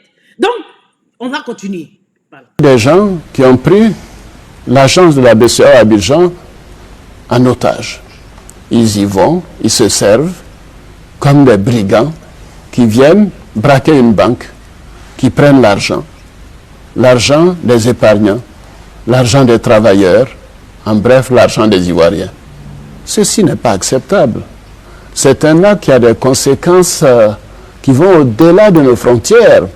Si cela devait durer, non seulement les banques commerciales seraient mises totalement en faillite, et que beaucoup de banques qui sont de grandes banques ne viendraient plus en Côte d'Ivoire, et surtout beaucoup d'investisseurs n'investiraient plus en Côte d'Ivoire. Et même les Ivoiriens qui ont de l'argent ne déposeront plus leur argent dans une banque. Alors, si nous ne déposons pas notre argent dans une banque, comment la banque pourrait faire des crédits à une PME, à une entreprise, à une petite ou une grande entreprise, ça n'a pas d'importance, à une entreprise ivoirienne? Je bloque là. Vous voyez le travail titanesque, le travail de génie que le président Ouattara a fait pour ramener les investisseurs, pour les mettre en confiance, pour leur dire que personne ne viendra braquer votre argent, personne ne viendra braquer encore la banque, personne. Je vous donne la garantie. C'est pour ça que la Côte d'Ivoire, elle avance, elle prospère. Les gens affluent en Côte d'Ivoire parce qu'ils sont confiants. Ils ont confiance. Il y a la sécurité physique, mais la sécurité de leurs biens et la sécurité même de leur argent. Genre, un dirigeant ne va pas venir un matin puis braque la banque centrale, puis tout leur argent est parti comme ça dans la fumée. Est-ce que vous comprenez? Prado parle. Les conséquences de cet acte de brigandage sont très très très sévères et il faut que cela s'arrête. C'est très facile si le camp de Laurent Gbagbo rend la Banque centrale à ses fonctions antérieures sous l'autorité de la BCEAO générale qui se trouve à Dakar. Il est clair que les banques commerciales peuvent ouvrir tout de suite parce qu'elles pourront aller faire leurs opérations. Mais elles ne peuvent pas aller se mettre entre les mains de personnes illégales, de personnes qui prennent les ressources de la Côte d'Ivoire pour les donner à un clan qui les utilise à des fins personnelles. Et même les essentiellement... C'est l'argent là qui est qu'on a trouvé à Paris 10 millions d'euros et les Français ont pris une partie. Il y a une partie au Ghana. C'est au Ghana, ils passent. Il y en a là-bas. Les gens qui étaient en exil, il y en a qui dormaient sous des tentes, mais il y en a qui dormaient dans des villas, il y en a qui dormaient dans des domaines. Il y en a pour eux là, ce n'était pas un exil, c'était un déménagement, parce que leur train de vie n'a pas changé. Eux, ils pouvaient monter dans les jets privés, ils pouvaient souffrir les premières classes, ils vivaient comme si c'était des pachas. Ils n'étaient pas en exil. Allez, parle, pardon. Promouvoir la violence, pour importer des armes, pour payer des mercenaires, pour se... Vous vous rappelez, il y avait une meute de militaires, un groupe de militaires au Ghana qui avait fait des déclarations parce qu'ils disent qu'ils vont... Mais ce n'est pas le sujet aujourd'hui, on ne va pas s'écarter. Mais on vous donne des pistes pour dire, on ne fait pas un coup d'État comme ça. Ils avaient de l'argent, ils avaient des financiers. Et dans ces financiers, le nom de Stéphane Djipré avait été cité. Le nom de certaines personnes avait été cité. Est-ce que vous comprenez? C'est de ça qu'on parle. Les gens qui étaient au Ghana, qui voulaient faire coup d'État, Togo, machin, tout là, ils avaient un financier. Son nom avait été cité, Stéphane Djipré. Hein? On avance. Prado parle. C'est ta fille en or. Faire plaisir, cela est inacceptable. Je trouve que c'est un acte criminel à l'endroit des Ivoiriens. Et cet acte sera puni quand les choses redeviendront normales. Mais c'est ça qui fait. Le nom n'est pas sur la liste. Ils ont été condamnés et ils sont très faits par là. Bon, pardon, parle. Le braquage des banques est une atteinte grave au futur de la Côte d'Ivoire et des Ivoiriens. On ne peut pas accepter cela.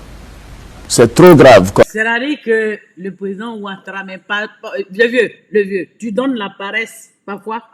Jean, il est là, il est fâché comme ça, et puis il ressemble pas à quelqu'un qui est fâché.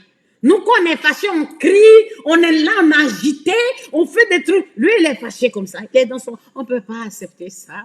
Le braquage des banques, c'est vous dire, mais tu es fâché, mais énerve-toi un peu. Qu'est-ce qu'il y a? Mais qu'est-ce que c'est, papa? Énerve-toi. Le gars, il est fâché comme ça. Mais regardez comment il parle. On ne peut pas accepter. C'est pas bien. J'ai répété ça. Je dis que toi, tu es spécial. Jean, il est dans son fâché, mais il est plus calme que quand il n'est pas fâché. On ne peut pas accepter. Pour vous riez. C'est vrai? Il gâte mon cœur. Moi, nous, on aurait été à sa place, on allait énerver, crier. Il ne crie pas. Mais on ne peut pas accepter. Écoutez-le, il est fâché comme ça. Écoutez. C'est son fâché qui est là. Ils utilisent à ses fins, essentiellement pour promouvoir la violence, pour importer des armes, pour payer des mercenaires, pour se faire plaisir. Cela est inacceptable. Il est fâché. Je trouve que c'est un acte criminel à l'endroit des Ivoiriens. Oui. Et cet acte sera puni quand les choses redeviendront normales. Oui. Le braquage des banques est une atteinte grave au futur de la Côte d'Ivoire et des Ivoiriens. On ne peut pas accepter cela. Voilà quelqu'un qui est fâché. C'est trop grave. Non, le vieux, tu es en train de m'élever là. Il est fâché. On ne peut pas accepter ça. On ne peut pas accepter. Il est fâché et puis il est calme. Mais qu'est-ce que c'est? Il est fâché. On parle. Comme situation, parce que il ne faut surtout pas qu'elle dure, cette situation. Si elle devait durer, c'est la catastrophe. Voilà un président qui est fâché. On ne peut pas accepter. Si elle devait durer, c'est la catastrophe. Ça, c'est le fâché de notre Prado, ça. Il est fâché. Mais en fait, quand lui, il est fâché, c'est nous qui ressentons ça. Lui, il est là. Il est contrôlé, mesuré, calculé. Non, l'homme est raffiné, l'homme est civilisé, l'homme est éduqué, l'homme est instruit. Tous les gestes, les faits et gestes sont calculés. Il séduit. Tu l'aimes pas, il te séduit. C'est de ça qu'il s'agit. Regarde les gestes. Il ne parle pas au hasard. Il ne fait pas bonjour. L'émission bonjour n'est pas dans ça. Il est fâché. Il dit, on ne peut pas l'accepter. Mais c'est inadmissible. Comment ne pas tomber en admiration de ce monsieur? Il force le respect. Merci. Tous les Ivoiriens. Alors moi, je dis à mes compatriotes que nous devons nous mobiliser contre cette forfaiture. Jean le vieux, toi tu es fâché comme ça. Mon papa là, il fait rire. Le vieux, tu es fâché. Alors quand c'est mobilisé, toi. Nous, on est mobilisé là, on est Dieu. Toi, tu es mobilisé là, c'est ça qui est là. Qu'un pays au monde, je n'ai vu un tel comportement.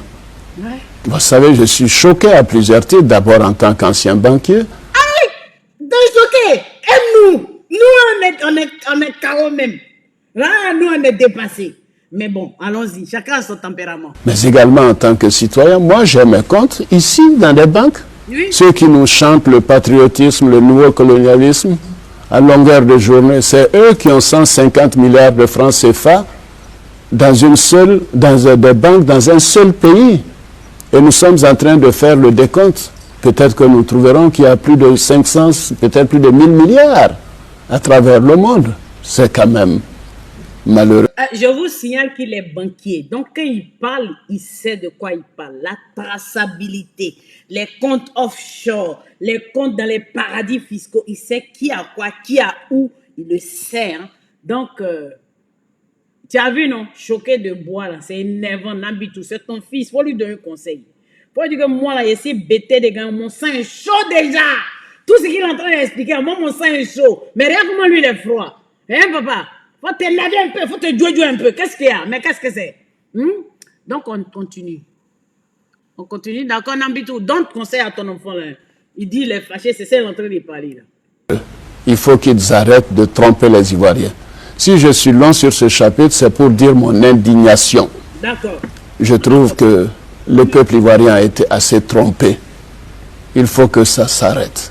Il faut qu'on arrête cela. Okay. Nous devons tous faire en sorte que cela prenne fin parce qu'il s'agit de l'avenir du pays, de l'avenir de nos enfants. Un pays sans système bancaire, ils veulent qu'on devienne le Zimbabwe, que le kilo de viande qui est aujourd'hui à 3100 francs se retrouve à 10 000 ou à 15 000 francs dans 3 mois. C'est ce qu'ils veulent. Bon, à cause de vous, il a parlé qu'en 5 minutes, il était très fâché. Mais vous avez vu le calme olympien qui le caractérise. L'homme même dans son fâchement, il nous séduit. On a envie de lui ressembler. Mais moi, quand je suis fâché, j'ai envie d'en découdre. Mais lui, il est fâché et puis il est calme. Donc, on va continuer. Quand j'ai dit ça, on est dans la dernière phase. Je lis l'article de l'enquête de enquête média sur Stéphane. Je ne peux m'empêcher de penser au dire d'un journaliste de la République du Congo. Est-ce que vous vous rappelez de cette affaire où les Congolais disaient que Stéphane Kipré avait obtenu un marché de fabrication de poteaux électriques au Congo et d'un simple poteau électrique était facturé par Stéphane Kipré à $5 000 US. Alors, ma question, comment Stéphane Kipré a pu décrocher ce contrat d'appel d'offres et d'où sort-il le financement pour exécuter les travaux? Quand on sait les paiements des marchés, des appels d'offres et une échéance qui tourne entre 60 et 90. Comment Stéphane Kipré fait? Donc, je vais appeler le gars, un Congolais qui va nous en dire un peu plus. Et puis, ce sera la dernière vidéo d'illustration. Et puis, nous, on va aller se reposer. Les antivaleurs. Ça, on ne cochonne pas. Avant que nous prenions le premier dossier, vous avez parlé d'infrastructure. C'est là que je voudrais arriver. Okay. Je vous montre, j'ai avec moi-même des photos et des contrats sur l'infrastructure. Mardoché l'a dit ici, et j'ai senti qu'elle a contribué, tout ça, l'électrification, les routes sont bonnes et très bien. Je suis d'accord, c'est peut-être que lui, il vit ici à Kinshasa, je ne m'attaque pas à lui, il ne comprend pas les galères dans lesquelles nous vivons dans la province. Madame Fifi a un projet d'installer 50 000 poteaux à travers toute la province du Lualaba pour éclairer, pour donner de l'éclairage public. Et ce contrat a été donné à Invest Congo. Invest Congo. Oui, c'est une entreprise appartenant aux Ivoiriens. C'est-à-dire... Invest Congo, on dit c'est une entreprise appartenant aux Ivoiriens au Congo là-bas. Le Congo dont on parle ici, c'est Congo RDC. Voilà. Tu vois là, la photo que j'ai amenée ici, c'est un poteau. Il y a un poteau, oui. Il y a un poteau à côté de l'autre qui a des câbles en haut. Ce poteau, c'est un PVC. Vide. Oui, jusque-là il est vide. Ce poteau, c'est un PVC. Dedans, il y a barre de fer, un peu de ciment. Et ce poteau, quand il va s'allumer, juste quand il se tient comme ça debout là, quand il est fixé là, ça est égal à $2 000 américains. $2 juste pour ce poteau? Juste ce poteau-là. Et quand il va commencer à s'allumer, ça va faire $5 000. Le contrat, il est là avec Congo Invest, parce que quand je vous dis... Expliquez-nous bien. Que je suis venu... $5 000, $2 000, juste pour un poteau. Oui, c'est-à-dire... Quand on achète un PVC, on achète du ciment qu'on y met dedans, plus le barre de fer, et qu'on creuse les trous, ça égale $2 000. Quand il va commencer à allumer, quand on va mettre de l'ampoule pour que ça éclaire dans la nuit, ça va faire $5 000. $5 000 pour un poteau? Un poteau seulement. C'est cela le contrat qui est ici, signé avec Invest Congo. Donc, ce contrat ici a même coûté la tête de ministre dans la province, et je vais y arriver. Qu'est-ce qui arrive avec Invest Congo? C'est-à-dire, ils vont implanter 50 000 poteaux à travers la province du Lualaba. $5 000 fois 50 000. Fois 50 000. Poteaux. Donc, vous allez voir les montants que ça va vous faire. Et nous, on a mené l'enquête, on s'est dit, mais c'est pas quand même possible pour qu'il y ait un poteau à $5 000 américains, même si nous sommes la province la plus riche. Et ça... C'est comme ça, nous-mêmes, on souffre. C'est comme ça, on a souffert. C'est ça, les Congolais sont en train de nous dire là. Ils vont parler. Écoutez. Marcelin Sélé connaît ça, mais il n'a pas évoqué le cas. Je pense qu'il ne connaît pas. Il dit il ne connaît pas. Je pense qu'il ne connaît pas. Il dit c'est quoi. Il fait toujours croire qu'il a évolué là-bas. Il maîtrise bien la situation. C'est vrai, il a évolué là-bas, mais ses projets, il ne l'a pas laissé. C'est peut-être qu'il dit ce qu'on lui demande de dire. Ah, c'est qu'on lui demande de dire. Oui. Alors, qu'est-ce qui arrive avec ces poteaux? C'est $5 000.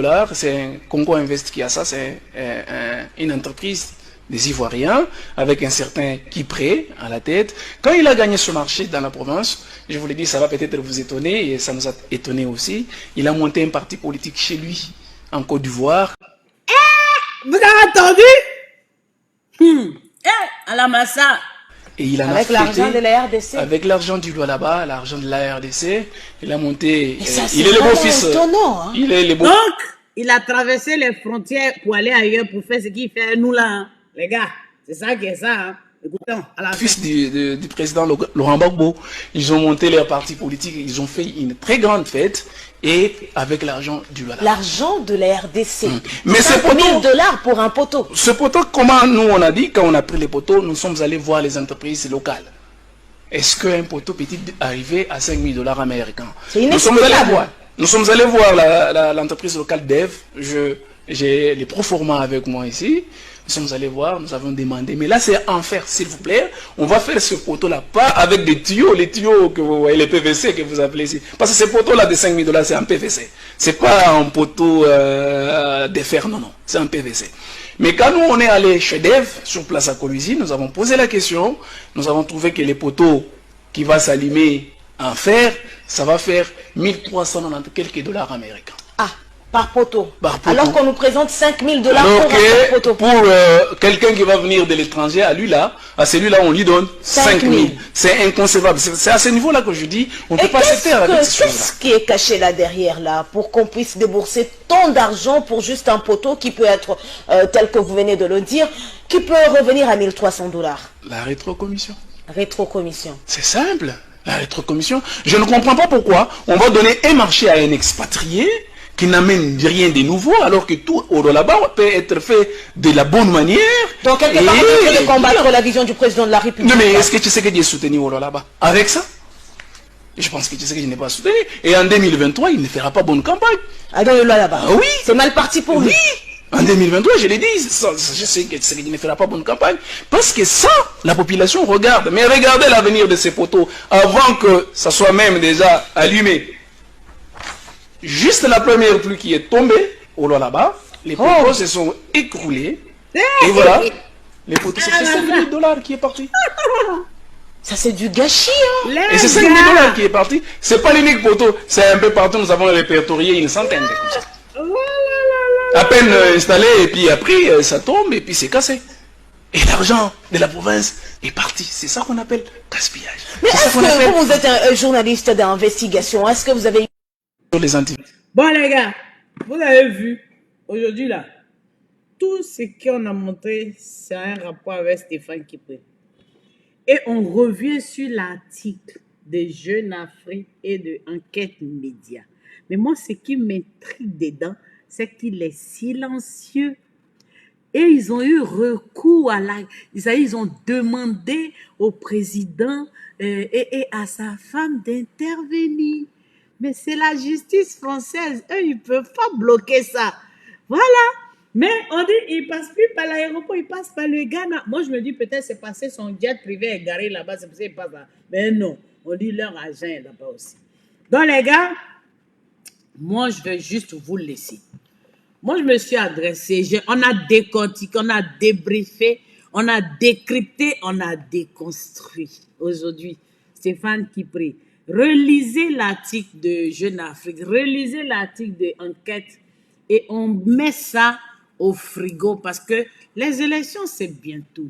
On va dépoussiérer les archives, tout ce qui a été fait, tous les documents.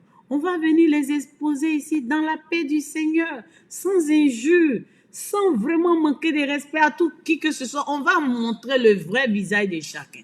Pendant que vous attaquez notre camp, nous aussi, on va s'atteler à vous attaquer, mais avec des arguments. D'accord?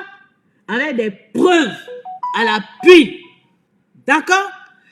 Donc, quand j'ai dit ça, je veux vous dire merci et moi, je vous laisse. Maintenant, pour ceux qui me posent des questions sur ma coiffure, c'est ma soeur, c'est des tresses. On appelle ça les brindilles de balai. C'est fin. J'en ai en perruque et puis elle m'a fait des tresses. Ça a duré 2 jours. Ouais, parce que mais ça, tu gardes ça au moins 6 mois, 1 an, si tu veux. Donc, les gars, moi, je veux vous dire merci. Partagez la vidéo. Partagez la vidéo. Le plus important, c'est que la vidéo, elle aille loin. Il faut que les gens soient informés. D'accord? On va revenir ici. On va. Ah, comment vas-tu? Bisous à toi. On va revenir. Des bisous depuis Miami. Bisous à tous mes Mamadou et Bineta. Nous, on est en train de travailler sur notre émission. Ça va tourner autour des VA et en rapport avec l'actualité. Si quelqu'un sort, qu'il nous dit quelque chose, il pose un acte qui est bizarre, nous, on va décrypter. On va débriefer, on va décrypter et on va comment on appelle? Comment on appelle? Le dernier mot. Déconstruire. D'accord? C'est ce qu'on va faire. D'accord? Et on se prépare à ça. La prochaine personne. Ouais, j'ai vu les gens du PDCI s'agiter.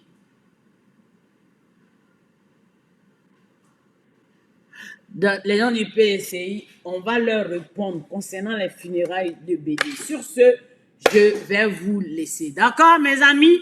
Mais Mamadou et Bineta, merci d'être restés. C'était long, mais ça en valait le coup. Dites-moi si vous avez apprécié. Dites-moi si on le refait. Je ne vais plus m'absenter longtemps comme ça. J'avais plein de choses à faire. Je ne vais pas vous dire. Parce que moi, maintenant, j'ai décidé de ne plus dire quoi que ce soit. Parce qu'il y a trop de mauvais œils. Il y a trop de mauvais esprits. Voilà, je reste dans mon coin. Je fais mes choses tranquilles. Quand c'est bon, les gens, ils vont juste constater. D'accord? C'était bien?